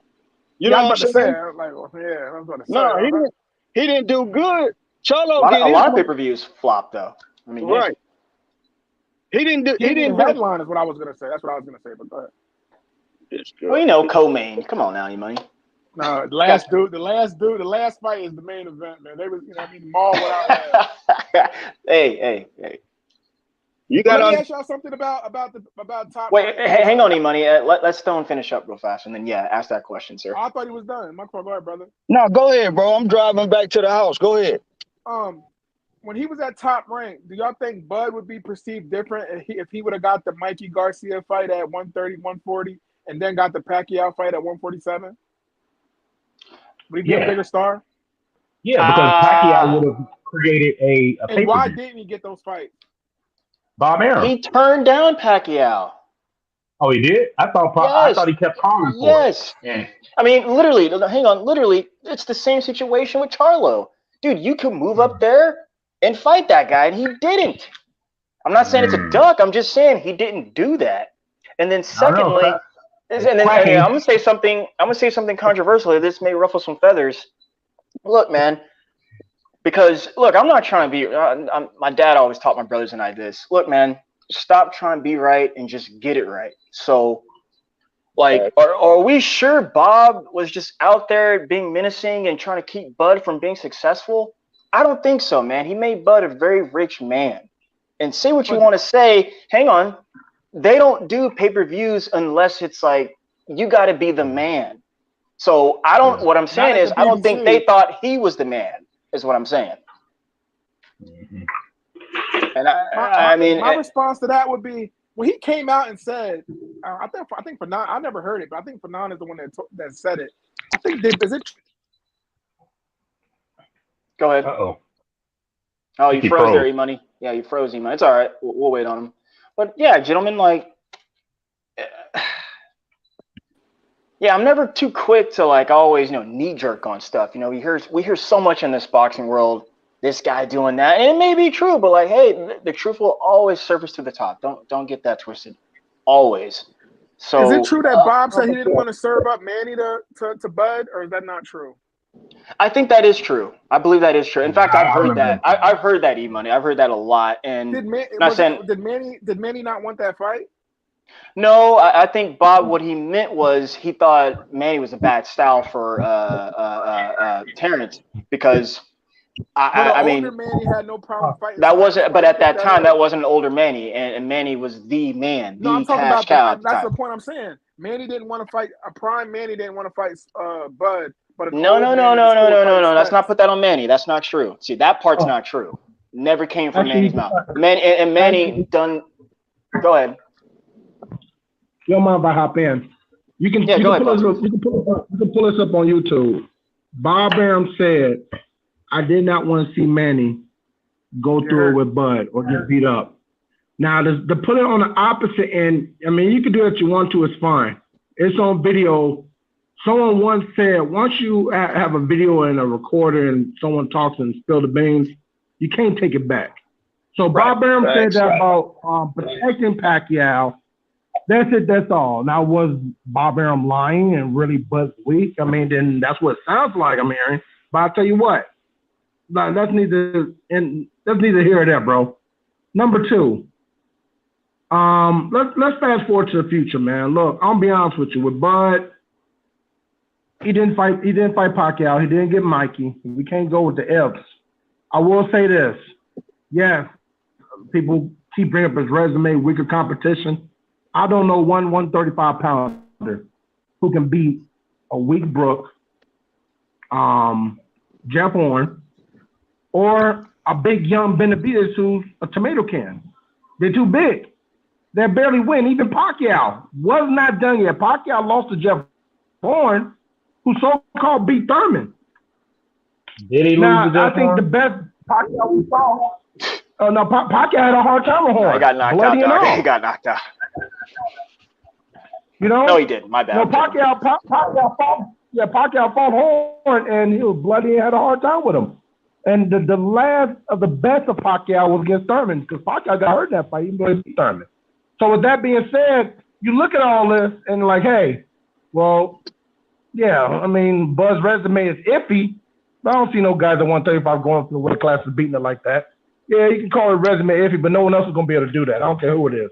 I just don't see it. I don't see they have a multifaceted enough skills in that toolbox to do that. You know, and Spence is the man. You can't take away his credit. You know, look, I'm not a fan of Bud. You said something very interesting earlier. You said he re-signed with Bob Arum. I don't know. You could probably go back on the phone tapes about maybe 8 months ago. I was pissed when Bud, we was talking about that. I was pissed that Bud re-signed with him.